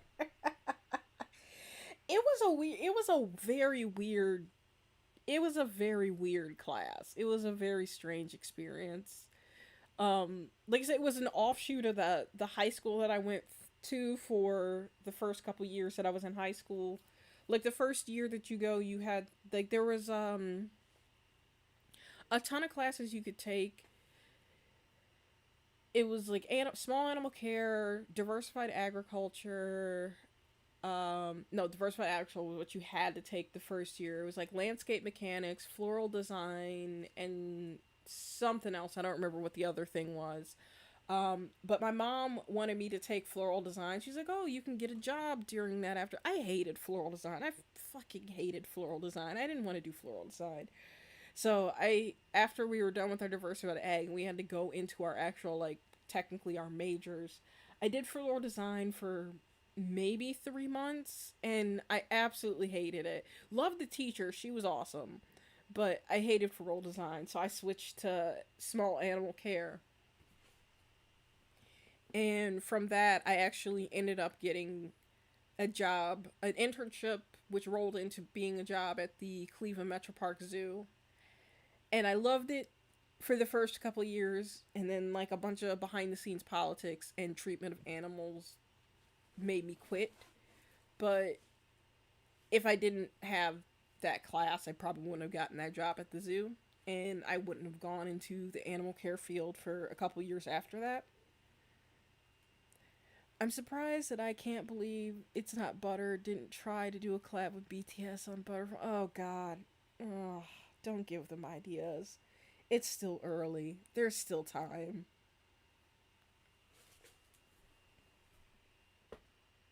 Isn't there a bird? Why? Why? Why, Boogie? Why did you have to remind me that? There is a bird eating spider.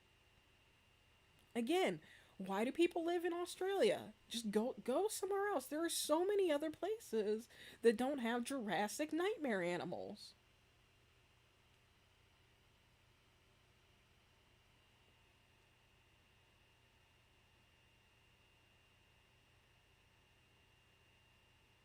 It's like every time I see a video on YouTube of like a gigantic animal that shouldn't be, that I don't recognize, 9 times out of 10, it's Australia.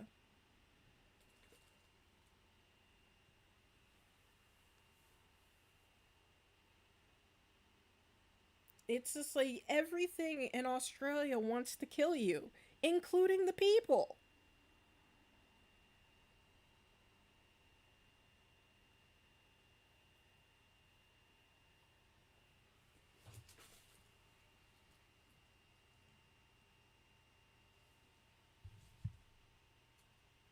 Oh, did we get someone else new here? Hello, Dark. Welcome. I love that you guys are on it in the comments, like saying hi to each other and welcoming new people to the chat because I don't be paying attention half the damn time. I'm sorry.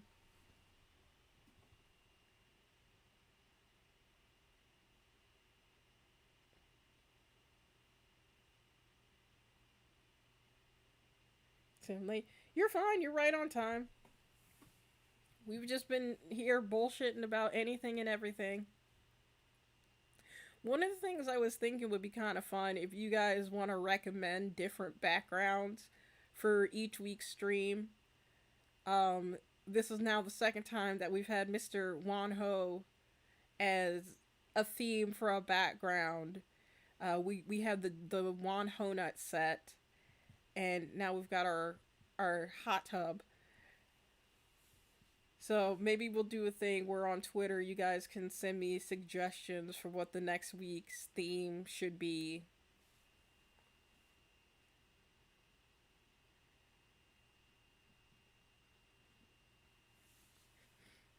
What's with the gigantic bugs? Yeah, I was just thinking about that. Who anybody that just joined the stream, they're just like, okay, I thought we came here to talk about K-pop. Why are we talking about giant bugs?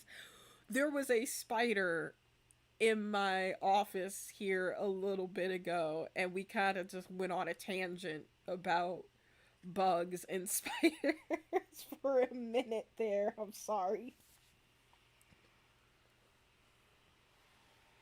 I was just thinking of the otter spider, and that popped into my head. Australia is not a place I plan to visit. See, the thing of it is, it's like there's part of me that wants to visit Australia just from like videos and pictures I've seen. There's some truly beautiful places in Australia, but then I remember all the nightmares that live there, and I'm like, I'm good. Right time for horror creatures.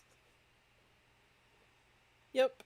It's like Lisa said, evolution is trying to reclaim it from us.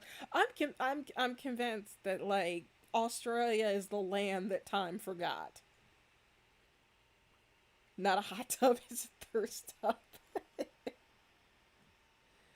What you said, I saw that a lot of streamers were doing hot tub streams, and I didn't have a hot tub, so but we had a bathtub and one hose in it, so it's a hot tub. Grilling on hot apps from some K-pop idols. That's the back.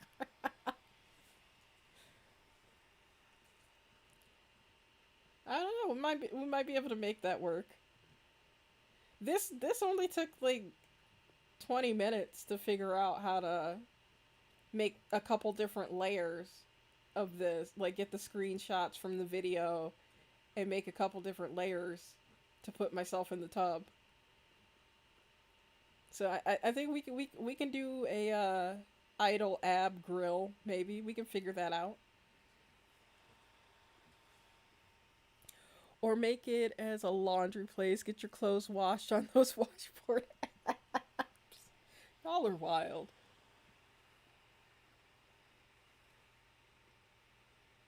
Listen, I had that thought that Australia was like this beautiful place with all these things to be seen. Australia is where Mother Nature keeps her rejected projects.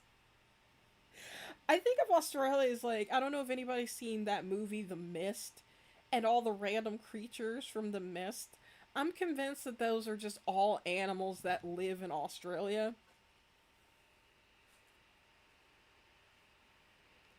I see shows from down under, and people are pulling back black mambas from their kids' bed. Oh god, I changed my mind. Australia is a testing ground for animal revolution. We better be careful. I'm not even, like, I don't want to hate on Australia. Like I said, I think that there's so many things in Australia that are truly beautiful, but they have some nightmare, just some fucking nightmare fuel, just running about there. I do love their like the attitudes of Australian people. Like they are very much no nonsense, do not bite their tongues on anything. People, I was like, it's the situation is fucked, but I was laughing so hard back. Was it the beginning of last year, or I think it was 2019 when there was like all the fires in Australia, and there were politicians that were visiting like firefighters and people that had like just lost their homes and shit like that, and they're like trying to like shake people's hands, and it's like it was a politician who, while all these fires were going on, he like got out of the country and like sat his fat ass on a beach somewhere, and then he went and he was like trying to like shake hands with firefighters who had just lost loved ones themselves, and like one guy refused to shake his hand and just turned around and walked away from him. So the guy's just like, oh, I guess he must be having a bad day. And like one of the other firefighters is like, no, he just doesn't fucking like you. And I don't fucking like you either. It's just like live on camera on the news. And I'm like, I love Australian people. No hate, it's beautiful. But I mean, kangaroos. Have you seen the male kangaroos? They're scary and will fight you. Oh, I know. Like I said, used to work at the Metro Park Zoo. I have been kicked by a kangaroo. And that is in my medical history. And every time I go to a new doctor, I get the strangest fucking looks because I cracked a rib. Koalas sound like demonic teddy bears from hell. Once again, worked at the zoo, had to feed those little motherfuckers.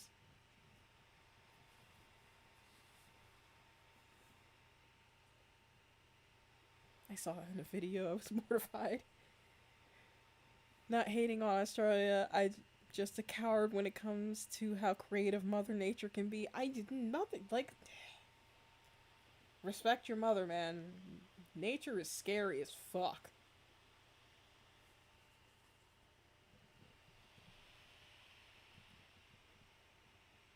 Yeah, when I worked at, I have so many stories from when I worked at the zoo. I'm getting hurt, me learning that I didn't want children because I had to work with children when I worked at the zoo. And I was just like, these things are great in small doses, and I don't need any of my own.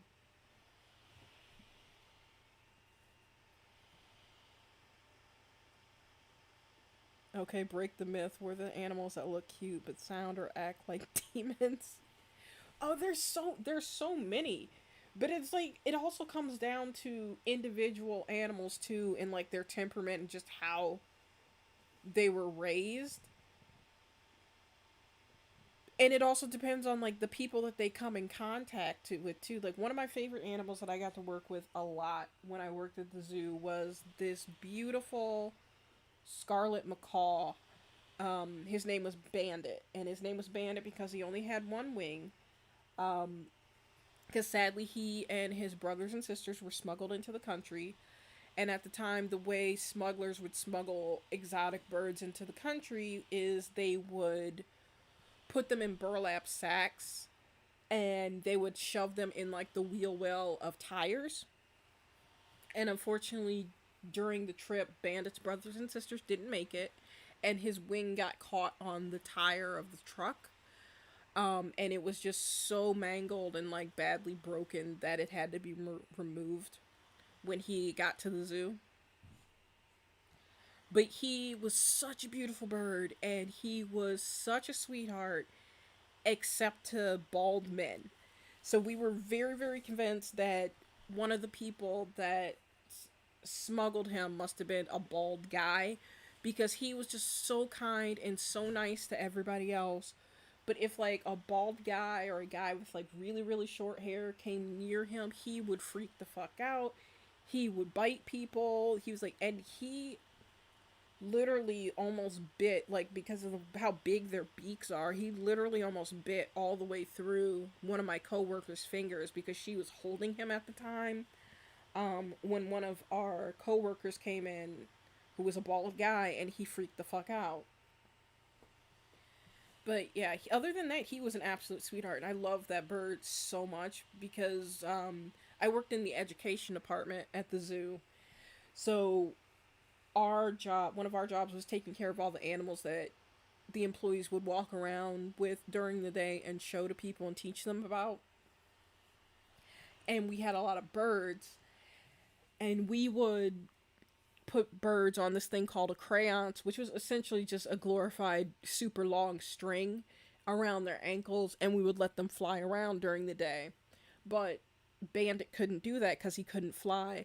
So we had this really long hallway where we used to do kids classes in our education building that had two doorways. So we would close the doors at both ends of the hall, and we would sit him on a RC car, like a remote control car, and we used to let him do donuts in this like room every single day on this like remote control car. I kind of miss working there, but like I said, there was a lot of politics and a lot of things happening behind the scenes that I didn't like. It's ocean creatures that really freak me out. Man, the ocean is fucking terrifying. Like there are so many cute ocean creatures, but the ocean is so deep. We don't know what's down there. We don't know. That's why you see like every couple of years like some kind of nightmare demon washes up on a beach somewhere. I hate that as a little kid. I love playing with platypuses. Still do. Platypuses confuse me. I think platypuses confuse themselves.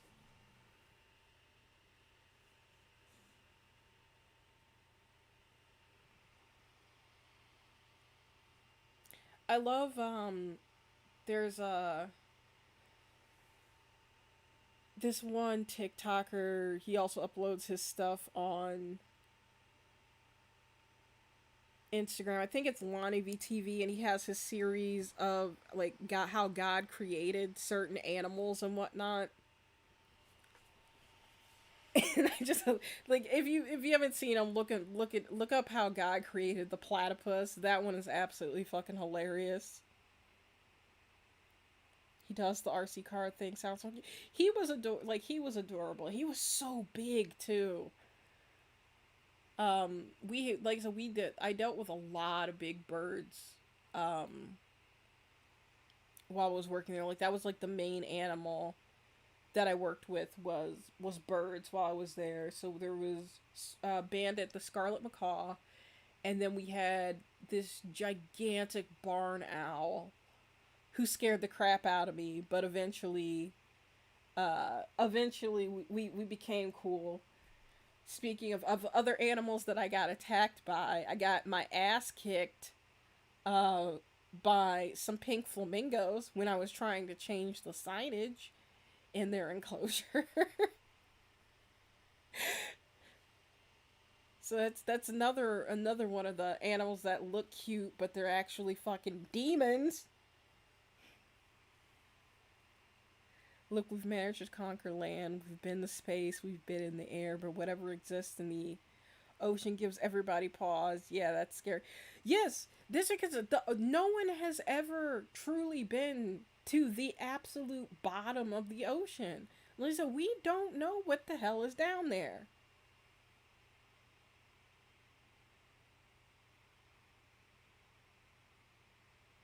If any K-pop company decides to make a platypus for their mascot for the group,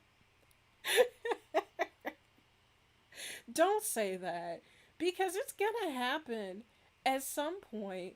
Because K-pop, like they will make anything into a group name.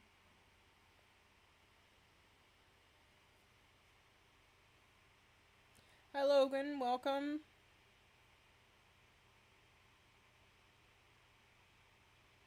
Like we were talking about last stream, how SM keeps collaborating with all these companies and they keep doing these like dance videos with people in these like glorified furry costumes. Eventually you're gonna get a platypus somewhere. Just wait for that Phineas and Ferb revival. And you gotta get like SM rookies doing commercials.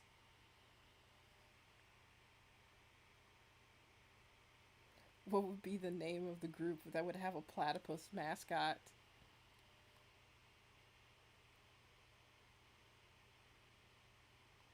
Hmm.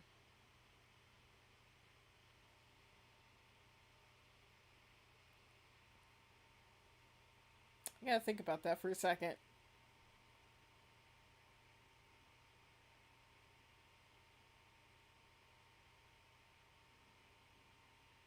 They would just shorten it. They would end up just shortening it. It would just be puss.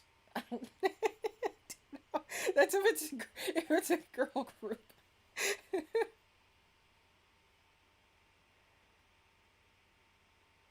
If the potato light stick could exist, then there's hope. Oh God, what would their light stick look like? And where does the stick go? That's true. We have a potato and a radish. Hey, look. Those are just cost effective light stick options.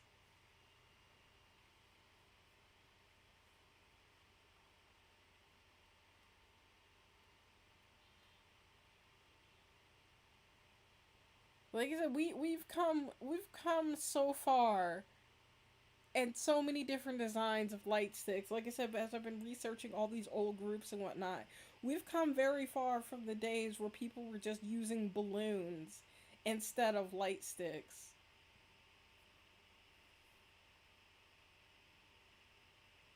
It would be something crazy with a long explanation.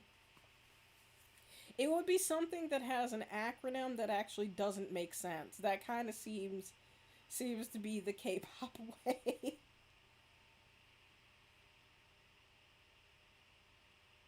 I know what the group will be. Perry. I was laughing because like the guy that created one of the two guys that created Phineas and Ferb, he has a YouTube channel and occasionally he'll upload cover songs. He'll upload covers of songs like singing them in the voice because he voiced one of the guys that create co-created Phineas and Ferb. Also did a lot of the voices on the show, so occasionally he'll upload covers of him singing pop songs and whatnot in the voice of someone from the show. So like he did Billie Eilish's "Bad Guy" as Doofenshmirtz. I think he's also done things as Phineas. I would absolutely love if he just did like a full Perry cover of any song, pretty much any song. I think would be absolutely hilarious.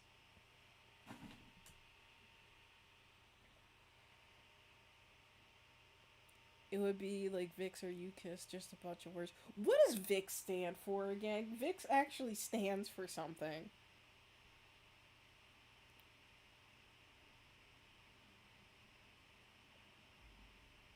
The lore, the lore would be, since you don't know what a platypus is really like, then the group's concept would catch you off guard. Yeah, because definitely they could just be like, they can mix a bunch of things together. The color of the Perry light would be with periwinkle. we're we're having we this is man. There is a game that I wanted to play on here on stream. It's like just one of those stupid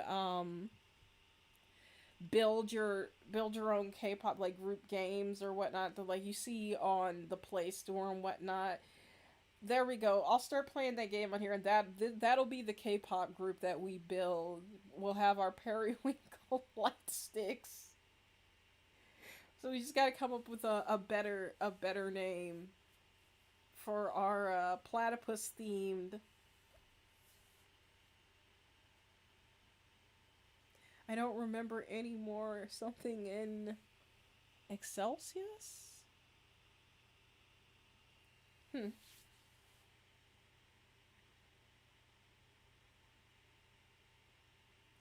We already have what was the other NCT unit that I came up with several years ago. That was gonna be the our K-pop group. It was was it Diaper Money or Diaper Change? Diaper Change. That's what it was.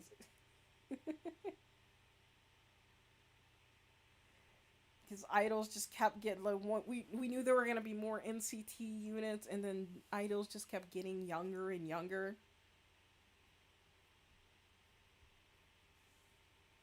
VIC stands for voice, visual value, and Excel.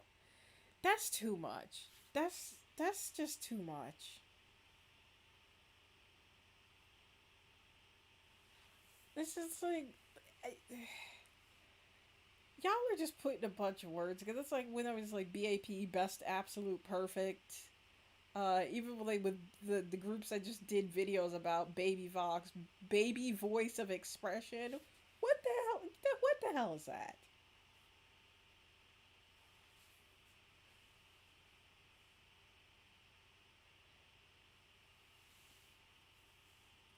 I think NCT has been stretched too much. I don't necessarily. My thing is I don't think NCT has been stretched too much. If you think of them, if you do what I do and you don't necessarily think of them as one gigantic group, if you think of them as what they are, where it's multiple different groups that just happen to share similar names, it's not that bad. Because I see people that are just like, well, how am I supposed to remember all the names of people in NCT? I'm like, if you're multi fandom, you're a fan of like 10 other groups and you remember the names of people in those 10 individual groups. So why is it any different?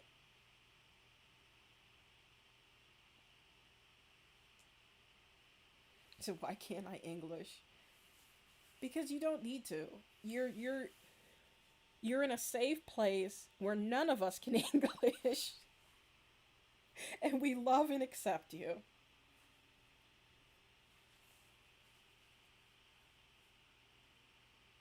Only 3 members left in UKISS. Yeah.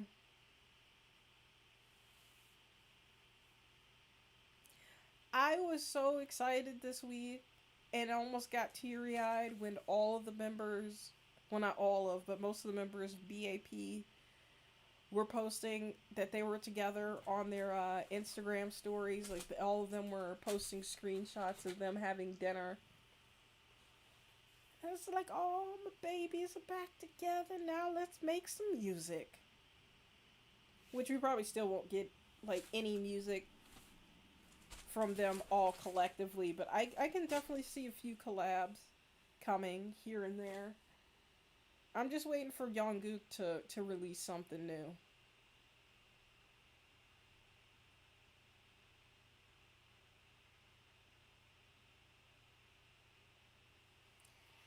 I have to pull up the one of video because someone was upset that I didn't actually finish talking about it during that one stream where we had like problems with really bad lag.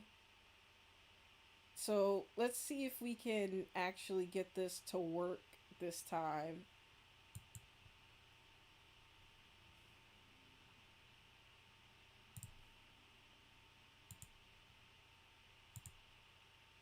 Maybe.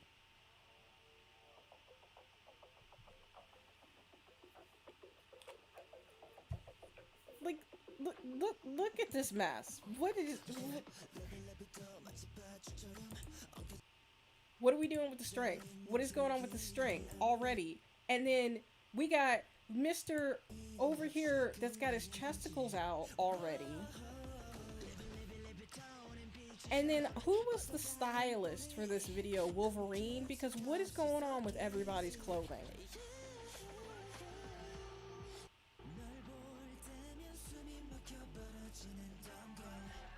This whole video,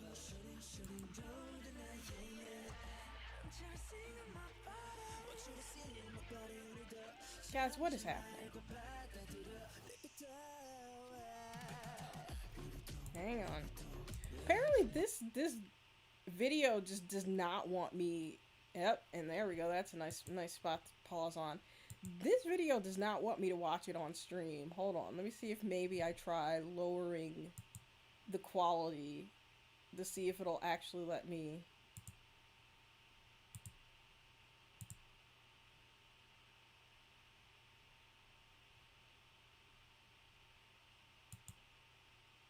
Let's see here.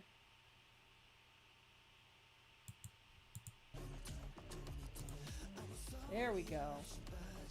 So it says, well, I watched this with my mom the other day, and we were both. Why? Why would you watch this with your mom?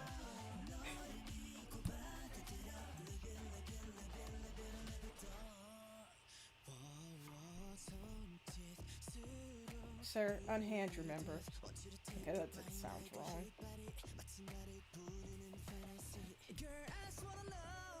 You just want to know what?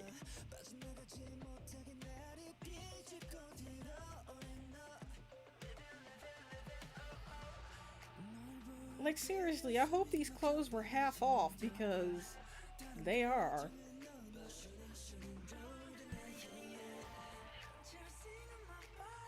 This man. I need Sephiroth over here.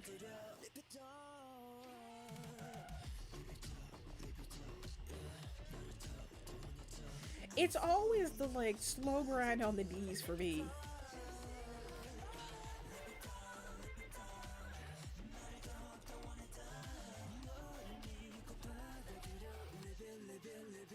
Okay, sir. Sir, that back. Okay, sir, Lego his Weibos. Okay, okay. What? Sir, unhand the jewel. What are you doing, stepbrother?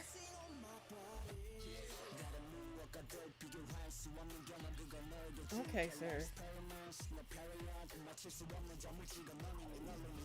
I'm looking respectfully and lying terribly.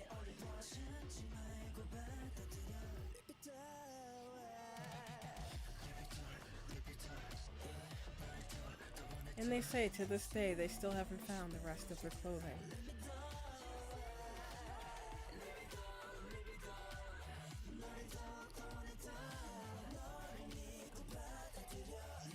Must be nice and a little chilly, nice nipply out there.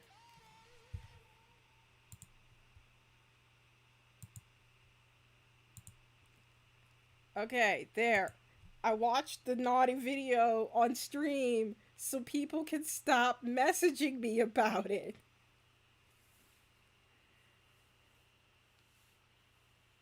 One up's company really said, find me some strippers that happen the same. See, the thing of it is their songs before this weren't like this. Well, their videos weren't like this, but nobody was paying them attention, so the clothes had to come off. So it says my mom screamed it was too much for her. I just calmly sip my drinks and say nothing when I make my friends watch these guys. I kind of used to do the same thing. I just want to braid Junchin's hair.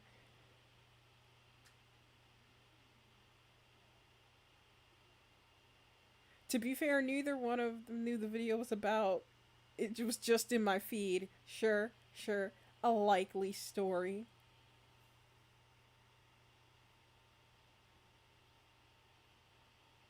Says, yes, it did look a bit nipply.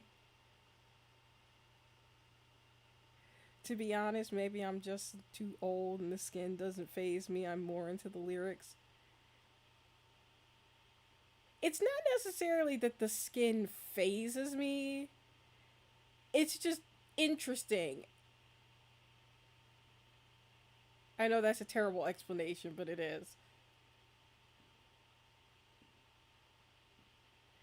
I don't really look at the lyrics because let's be honest, and I'm not hating, but lyrics in most songs nowadays are absolute garbage.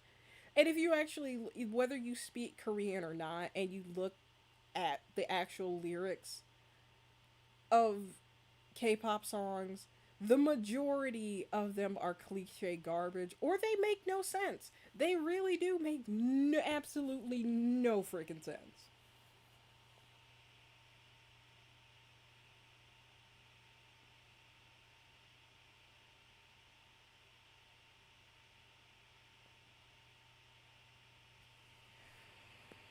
So we've hit the over 2 hour mark here, so we're probably gonna start wrapping this up soon. Also, mostly because I have to pee.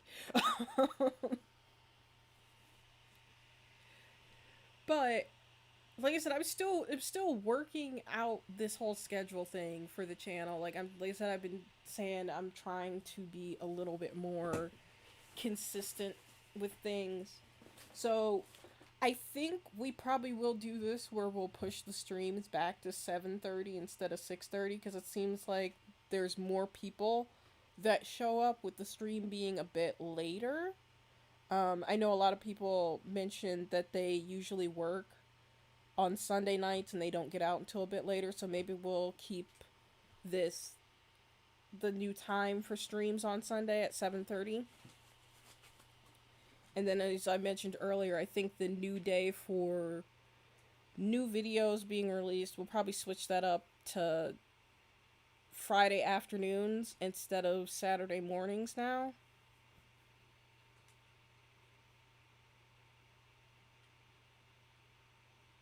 Look at you, Wolf from XO. I haven't forgotten one. we don't we don't talk about Wolf around here. At least I was actually surprised that they covered Wolf on Kingdom. We should do really bad lines from K-pop songs. There's so many. There's so many.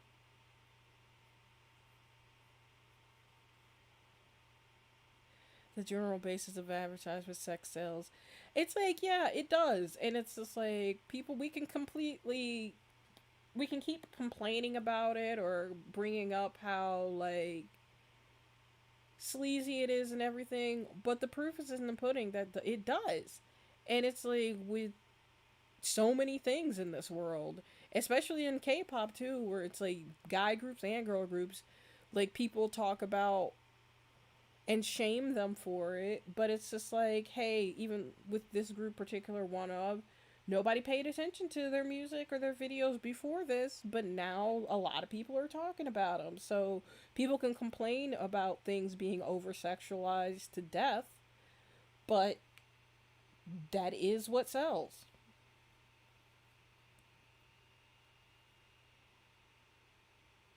Super Junior's English lines take the cake for bad lines. They do.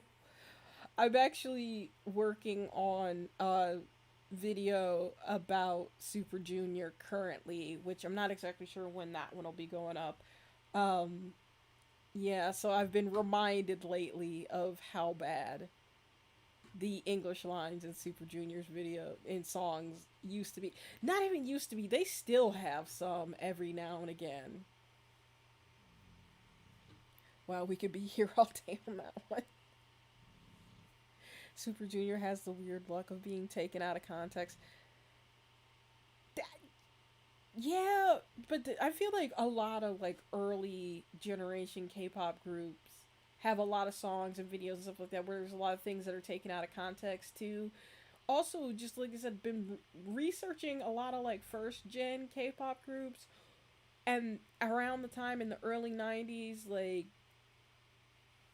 say mid '90s to early 2000s, when they really started trying to work English into K-pop songs. And it was very clear that nobody was double checking the meanings of things.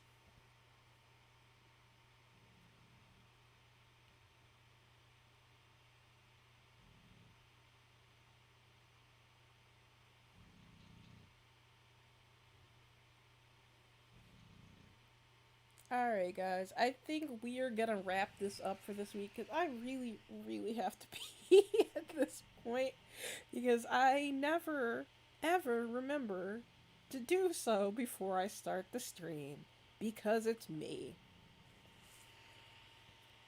So thank you guys so much for joining me this week. Once again, I had a lot of fun.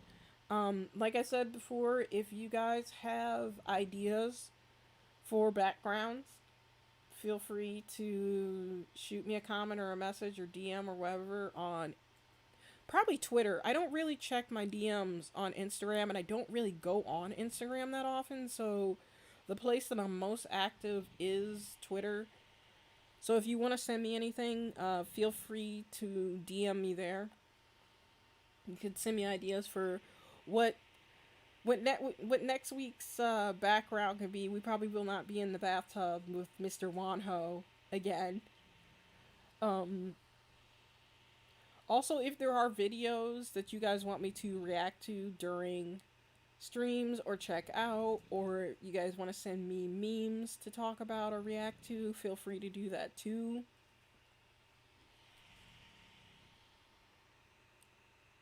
Let's see, read these last couple comments here. Are their songs weird? Yes, but I still listen to it. Also, my wallet suffers because of them. I mean, you've just kind of summed up being a K-pop fan in general right there.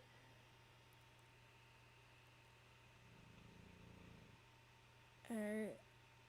just abs. Someone make a mood board collage of abs for her to put up. I mean, I'm not saying that I wouldn't if somebody wanted to do that. Just, just saying.